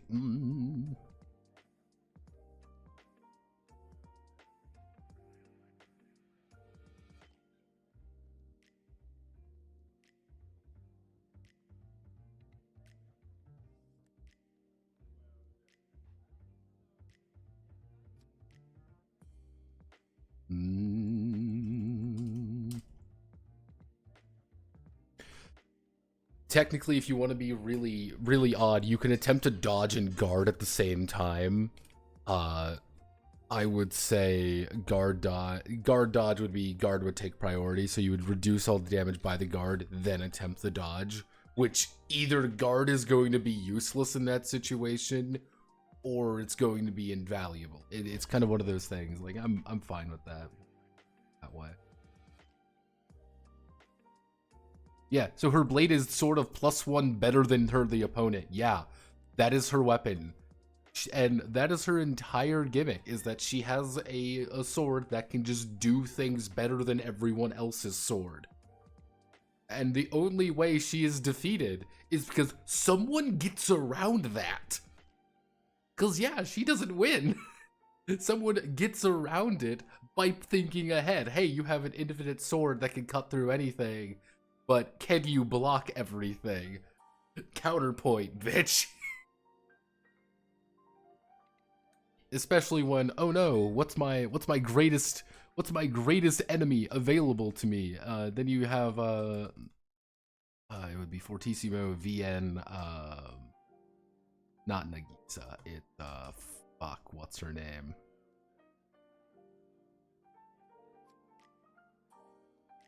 I forgot her name. Yeah, Sayuki. Sayuki has a very powerful ability called a Glock. She just brings out a fucking gun. What's your magic weapon? Gun. What's your other magic weapon? What are your magic abilities? Anime girl, I could go really fast and shoot really hard. Huh. Alright. That's cool. Hey, Momoji, what's your power? Oh, I have the power to take away all of your senses and then immediately regenerate automatically with 0 consequences. Oh, that's cool. Hey, Umi, what's your power? Oh, I can perfectly replicate every single one of your abilities. Oh.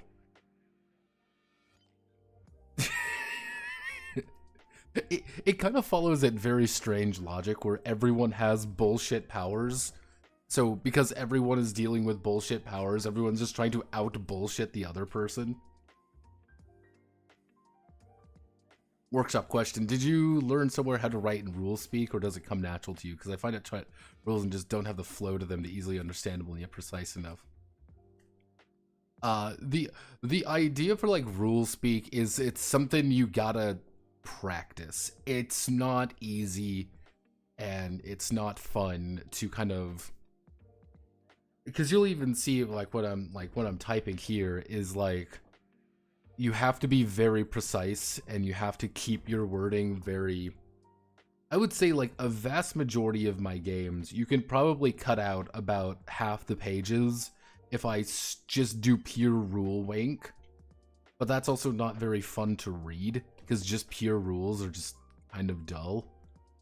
So you need to kind of spice up the rules, but also keep it interesting enough to where it's like, okay, you want to continue reading what's going on. But yeah, rule speak is just it's just technical writing. It's very annoying technical writing at the end of the day. You just need to sit down there and just establish some like key things. My big thing is never refer to anything as you. You don't do anything. I don't do anything. You know, actors do things. Characters do things. Attackers do things. Defenders do things. And it's a vast majority of technical writing really boils down to understanding terminology. Because even if you like read this first sentence, even if you read this first paragraph here, a reaction is a defensive measure that an actor uses to protect themselves from an attack. A reaction is something, an actor is something that we've previously established, and an attack is something we've previously established. What do we get from this? Reactions are used by actors to protect themselves from attacks. That's all we really need to know. And there are 5 reactions that we use at any one time, but the other reactions may be called for to resist effects. So we understand that there are 5 reactions. There are 5 reactions, but there may be more reactions. We don't know what those other reactions are, but we've clearly been talking about them. I shouldn't even say there are 5. No.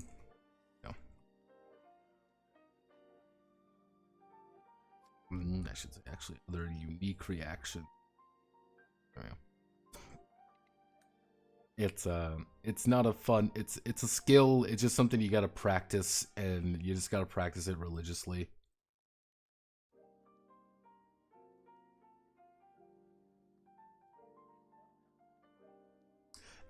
The early games are rougher in that regard. There's a period of games probably around like I would say like mid 2022 to about early 2023, where a big complaint I got was that it sounds robotic, where I was really technical about how I wrote things, and things sounded very robotic.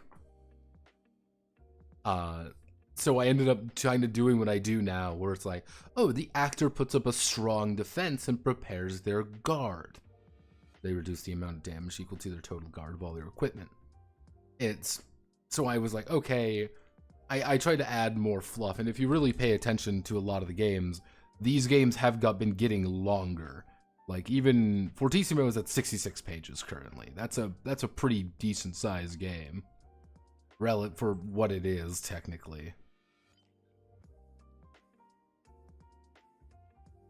And it's not even like really perfect, to be honest. Let's see, actions.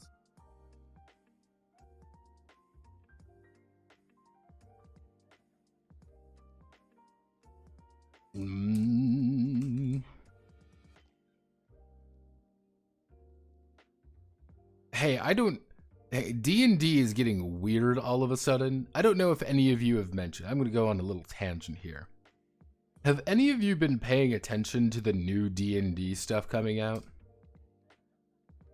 Have any of you like been really paying attention to like D&D new? Let me see if we can find like all the new. It's like the weirdest thing in the world happened to me the other day. It was this incredibly bizarre situation. I was walking through. This was about 2 weeks ago before I went on my trip. It was about 2 weeks ago. I was sitting in a Walmart, just looking around, and I found a genuine D&D action figure. It was the most surreal. Let me see, D&D action figure. I found, where was it?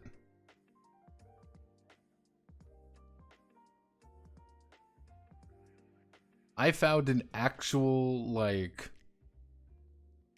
D&D action figure. This. I found this. 50th anniversary. And it was just one of those things where I just kind of paused there for a second. I was like, what the fuck? Like, what the hell is going on? Because they've been pushing a lot of this weird nostalgia stuff. Like, oh hey, look everyone, it's this character, it's Strongheart, the paladin. You know Strongheart the paladin? Yeah. Don't you remember him? Let me see. It was the because there's Strongheart the paladin. He was also a like 80s D&D action figure character or whatever. Little dwarf back there. Where was the new art? Let me see if we can find. Yeah, these are all the characters from, if you look, these are all the characters from the D&D cartoon. That was the bow guy, that's the kid, that's the acrobat, that's the wizard. And yeah, these are all from like the D&D cartoon.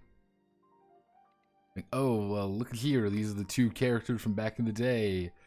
And like I've been seeing like more and more some of the newer art coming out of the game, and I have been seeing, I saw one in which they brought, it was the one kid.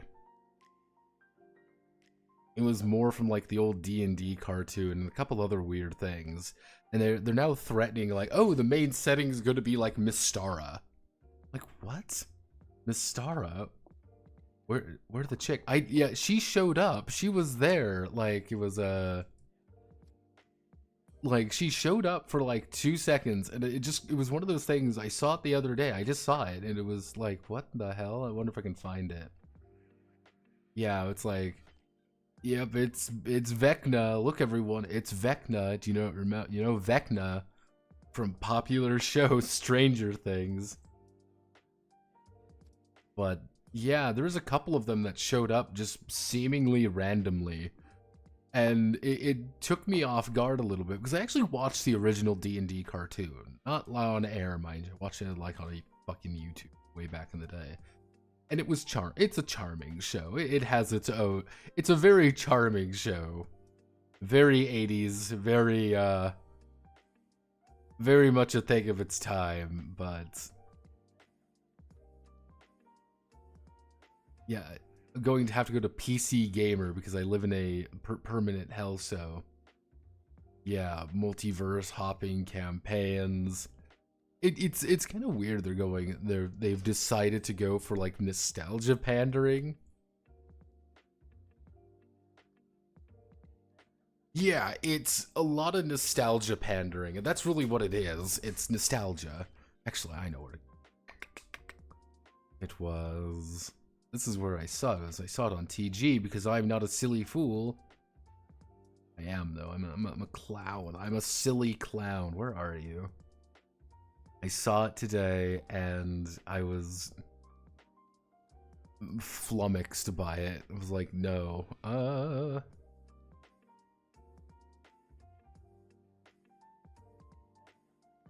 Where are you? Where are you? Of this GURPS thing, because I've asked questions about GURPS. Ah, here we go. It's the DMG. This guy was actually an old character. Let me see if we can find. Yeah, the War Duke. I think that's what his name was. Like, there was a couple other characters that show up. The actual dungeon master is. He's got an art piece.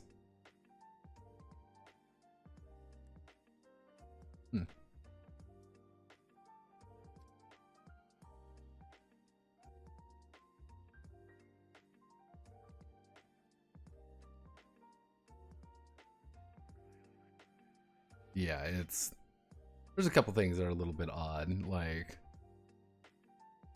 ow, yeah, ow, bones and all.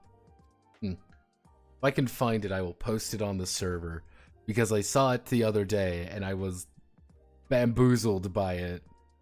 I was like, this isn't real. Why are people like, let's nostalgia pander to fucking 80s D&D cartoon. I'm like, why?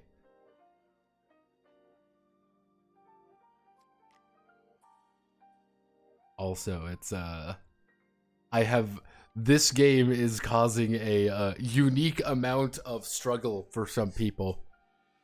It's this game is really fascinating because I know JTRPGs well enough that the Final Fantasy XIV role-playing game is very JTRPG, and people are not getting that, and it's very funny. It is very funny on that.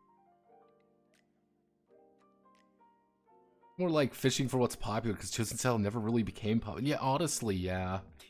That makes sense. But it's so random. You would think they would, honest to God, I thought they would double down more into like that.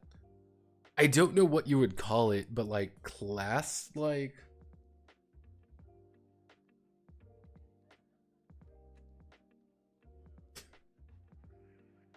Gotta make. It's. Yeah, no, it's. I don't know. I would say like, I don't know what you would call the modern D&D look. What do you call that?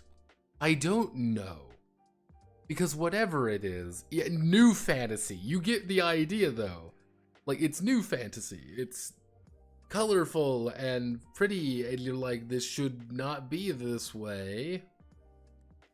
It shouldn't be this way, but it is, and I'm confused by it. I'm worried by it. It frightens me. Mm-hmm. Mm-hmm.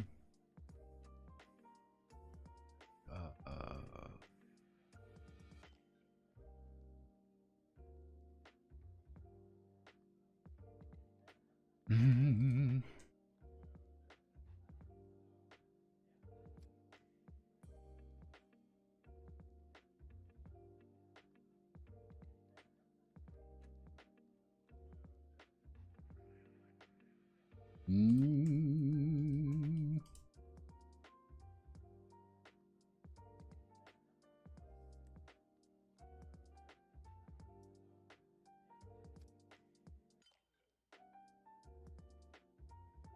Mm-hmm.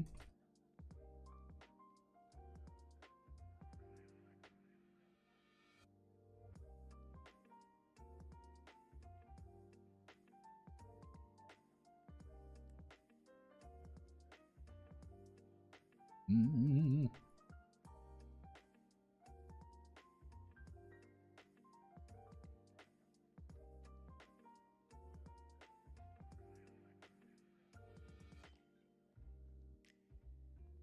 With the mm,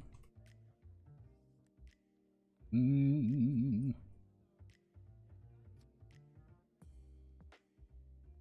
mm,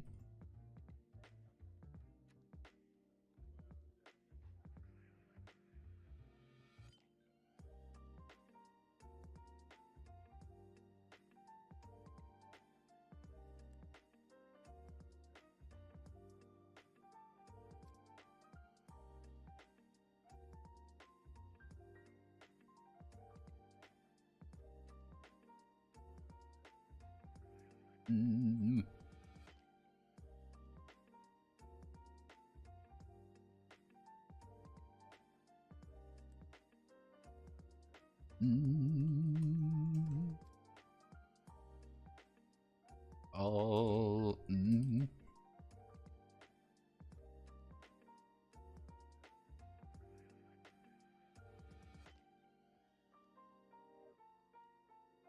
mm.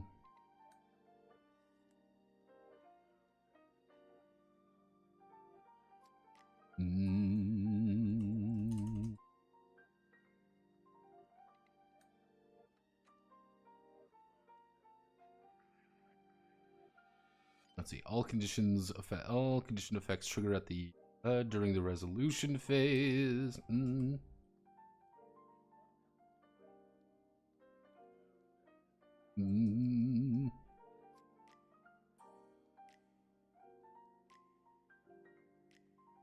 we go, in alphabetical.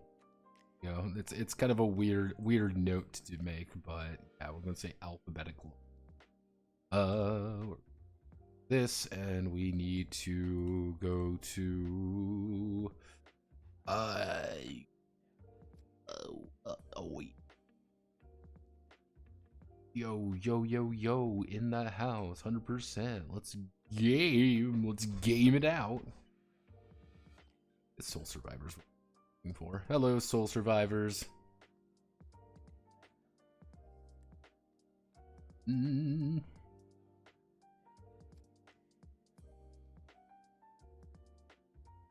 Do I actually have conditions in this game?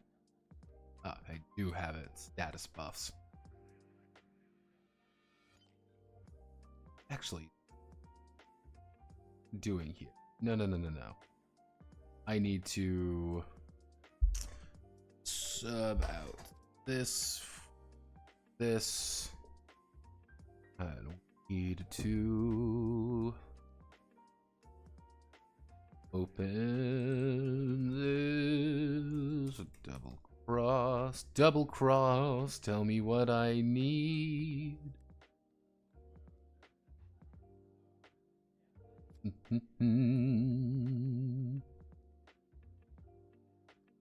To double check some things. No battle rules. 306.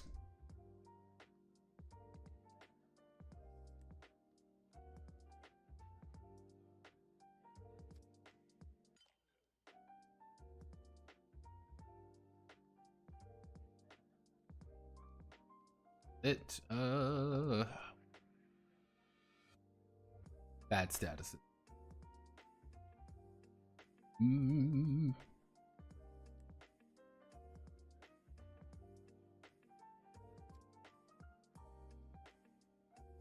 When in doubt, just copy paste it.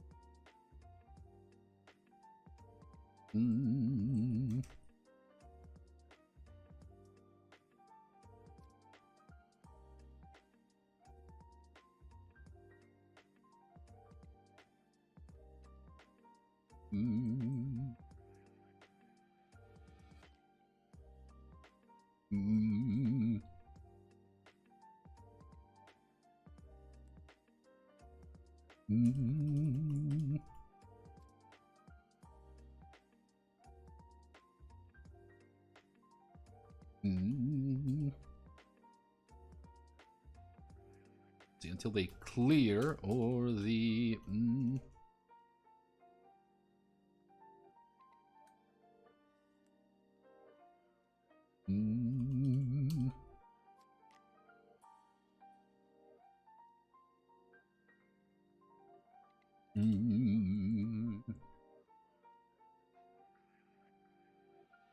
there we go.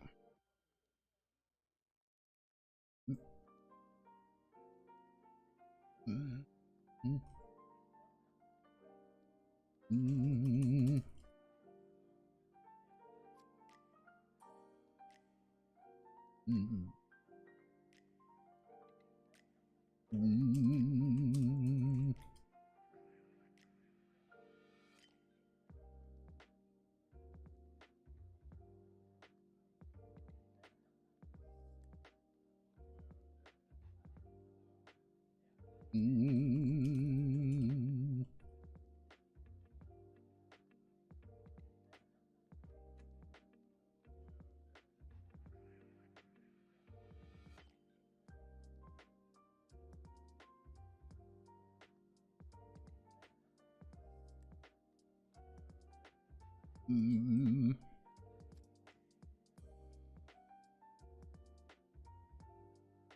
Mm. So it'd be 1d10 plus mm.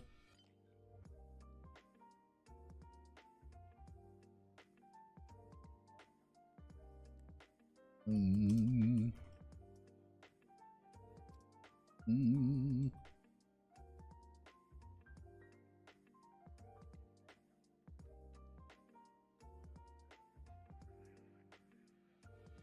Mm.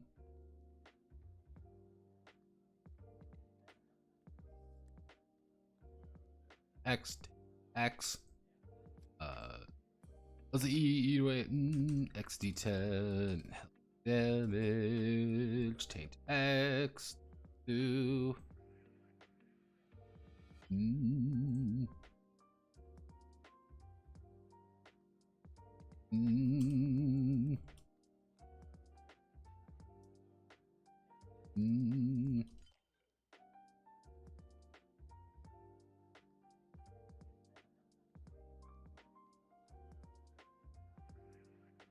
Mm.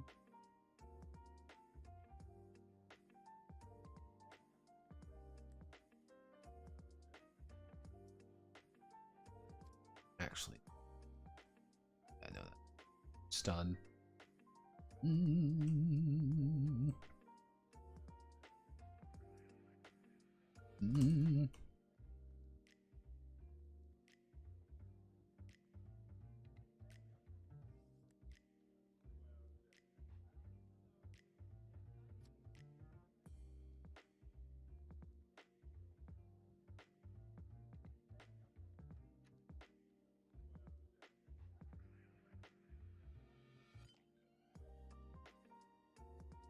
Mm.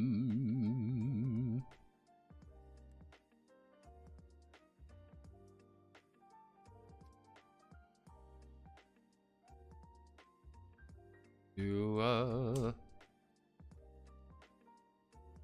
mm. Mm.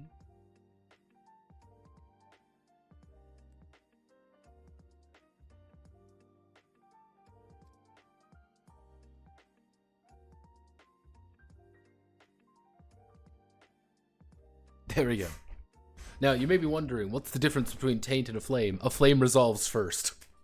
You can be poisoned and on fire. Mm. Hello, hello, hello, hello.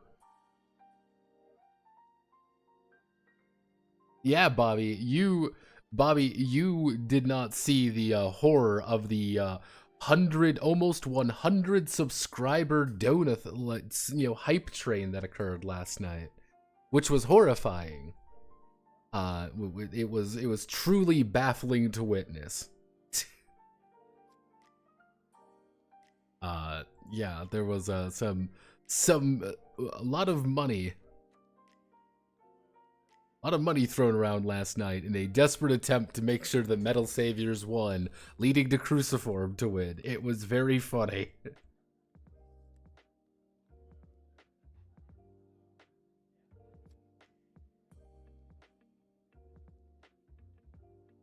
It was very funny, if very complicated. Let's see. Vector's burning alive. Let's think.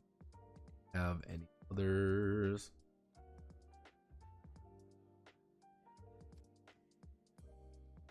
No. Let me think some other. Do we have? Let's consult the clan head. Clan head. Saga of the Dweene. Mm.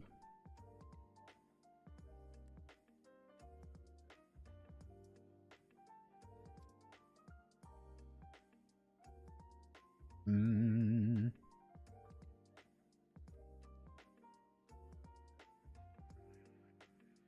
Mm.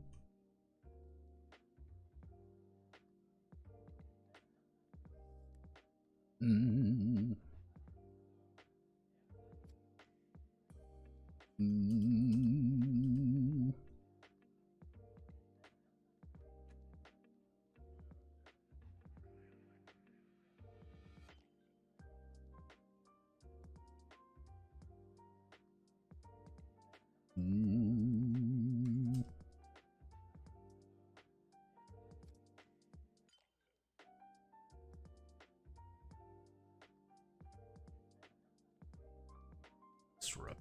X. What would be?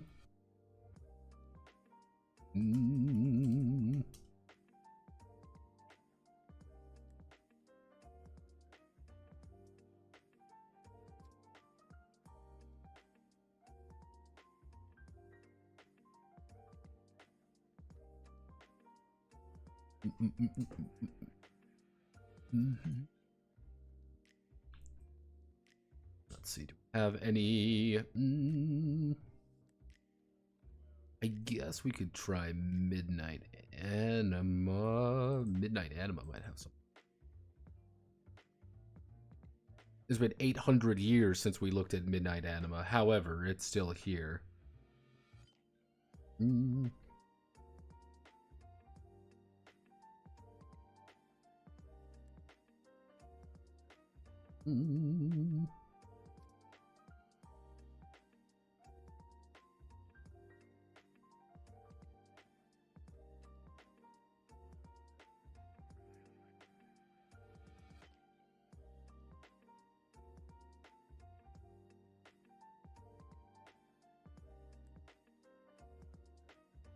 Where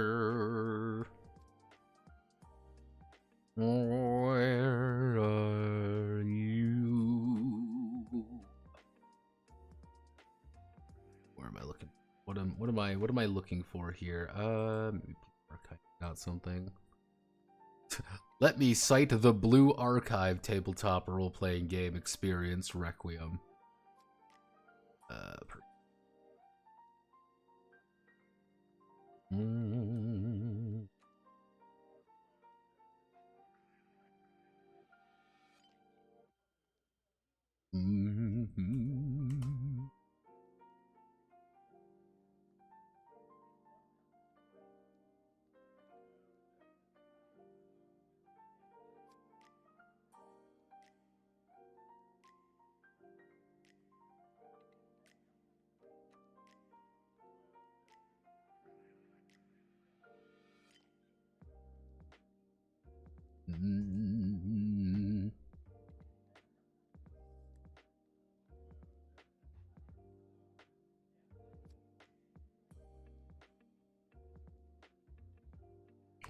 What else are we missing? What else are we missing?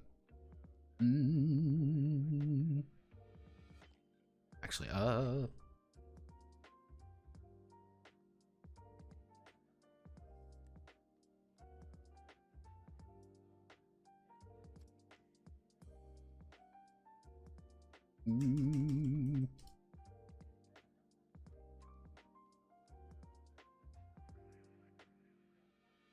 yeah. What am I? Fucking locked in, man. I'm locked in. I'm ready to go. Let's do it.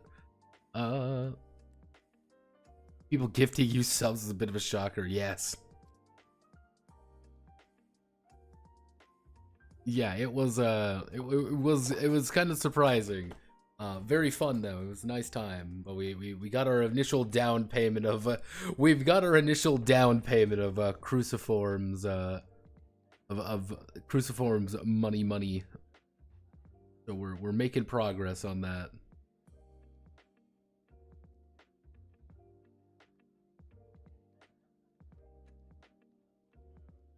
Let's see what are we thinking of here? I mean, actors burning alive. Let's actually, why not? Let's go to Fortissimo Reiji. Let's go to Reiji. Yeah, Reiji, what's poppin'?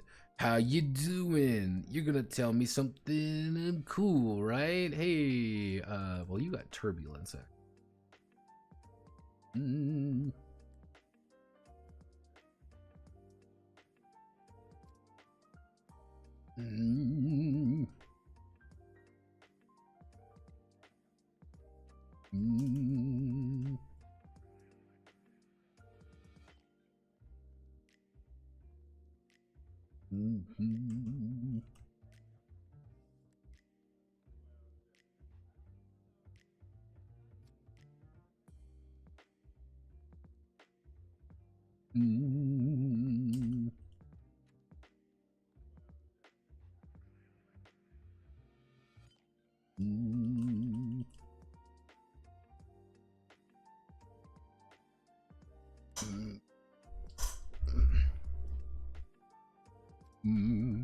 is lightning speed movement does?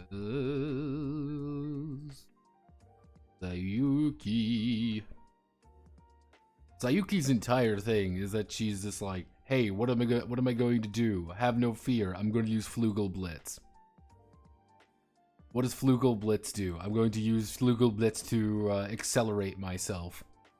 I'm going to lock in and accelerate. That's all you're doing. You get a free reaction. You can move at the start of your turn. You're just going hyperspeed.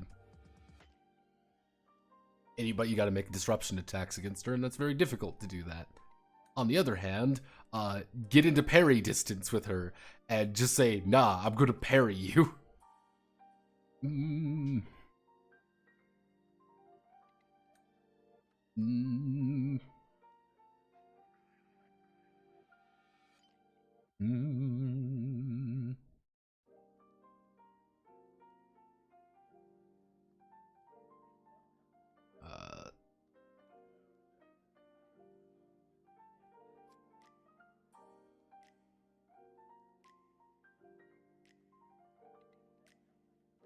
Welcome to the Reiji experience, Sayuki.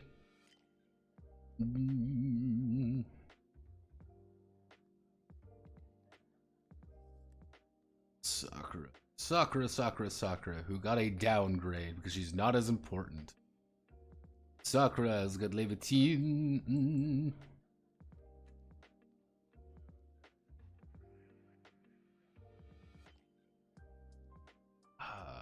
God, who would be looking at? Who are we looking at?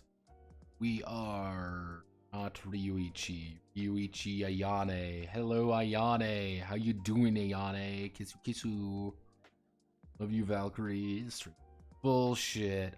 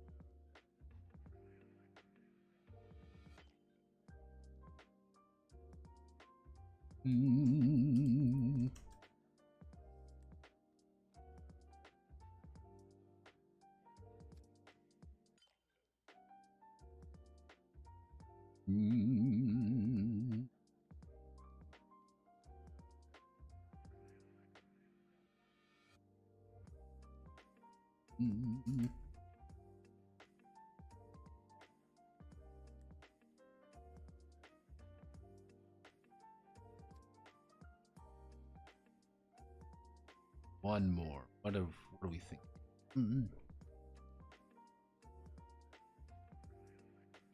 This might be a distraction, but what's up with skills with like stat X0 to them, like exotic range? Let me bring up the Alona game because there's a good reason for it, and I have to remember what it is. Get up fast.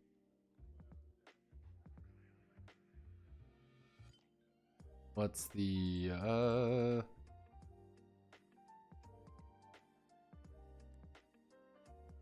yeah, okay. It's this note right here.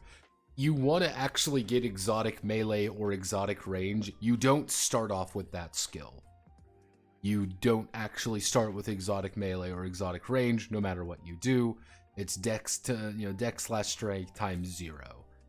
Technically, you can build it up later. That is for completeness' sake, effectively. That's why it is. It is for the sake of completeness. Yeah.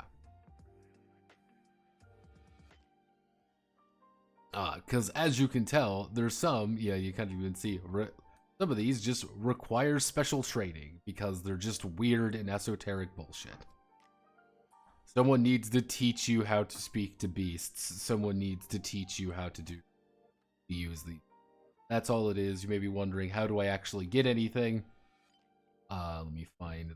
I believe I call them the training. I can fucking spell. There we go. Learns a skill depending on the quality of, 10, 15, 5, 10, 15, depending on the skill. The second you get that training in it, you can work on it a little bit easier. There you go. That's effectively what it is.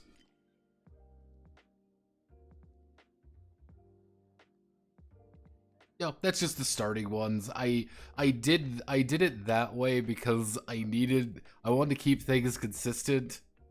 And in case you ever wanted to make a character where there is a ×1 or something, do that.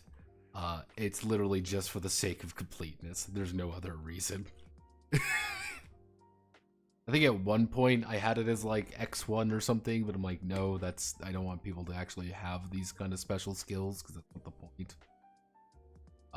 So yeah, just blame me for that and being very anal about things like that.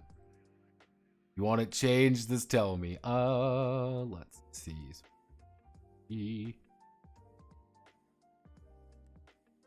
Actually,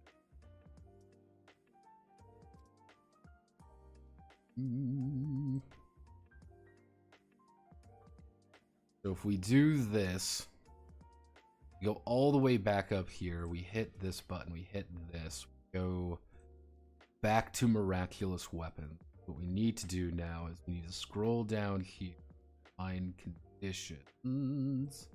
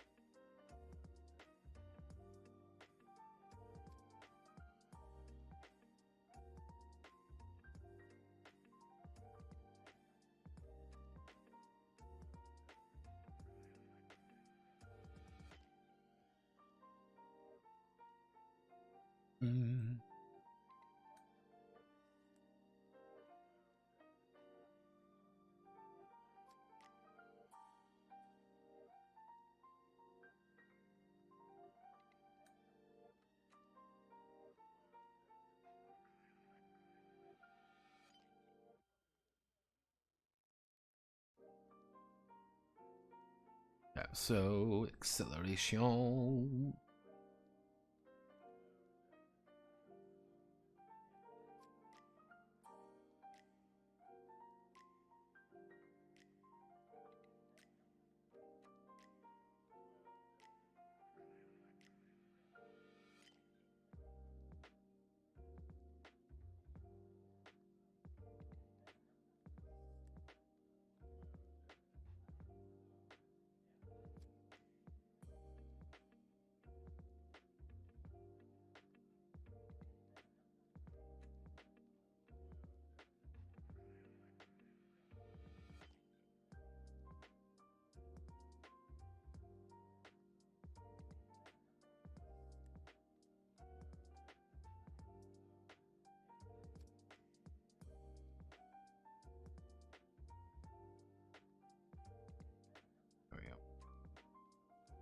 not perfect.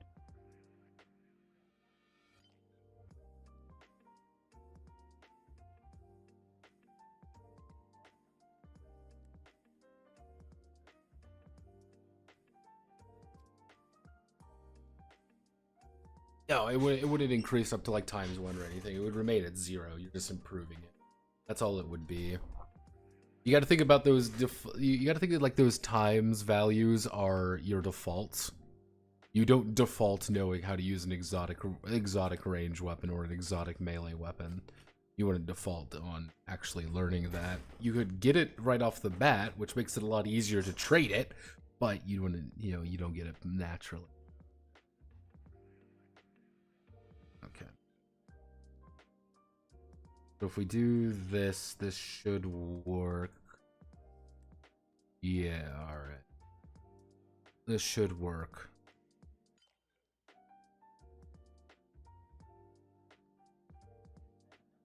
Okay.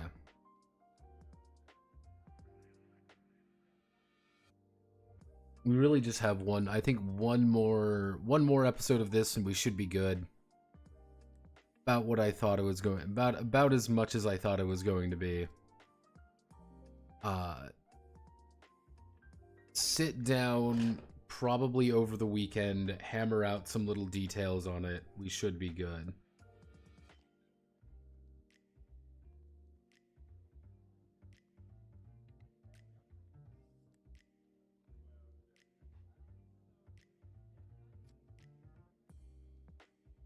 Yeah, we should be good if I work on this stuff over the weekend, we can probably ramp everything up on a Notepad Must Die next month.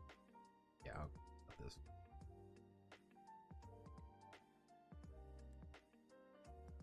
The last episode of Fortissimo, Reiji finally decides if incest is wrong on this episode. He is indecisive. Reiji, no! Alright. Feeling pretty decent. We can probably do it. Worst case scenario, we just have to do a second ending, which, honest to God, I'm not too fussed about if we do, because there was a week gap between things. So, yeah. Godspeed, good luck, love you all, kiss you, kiss you.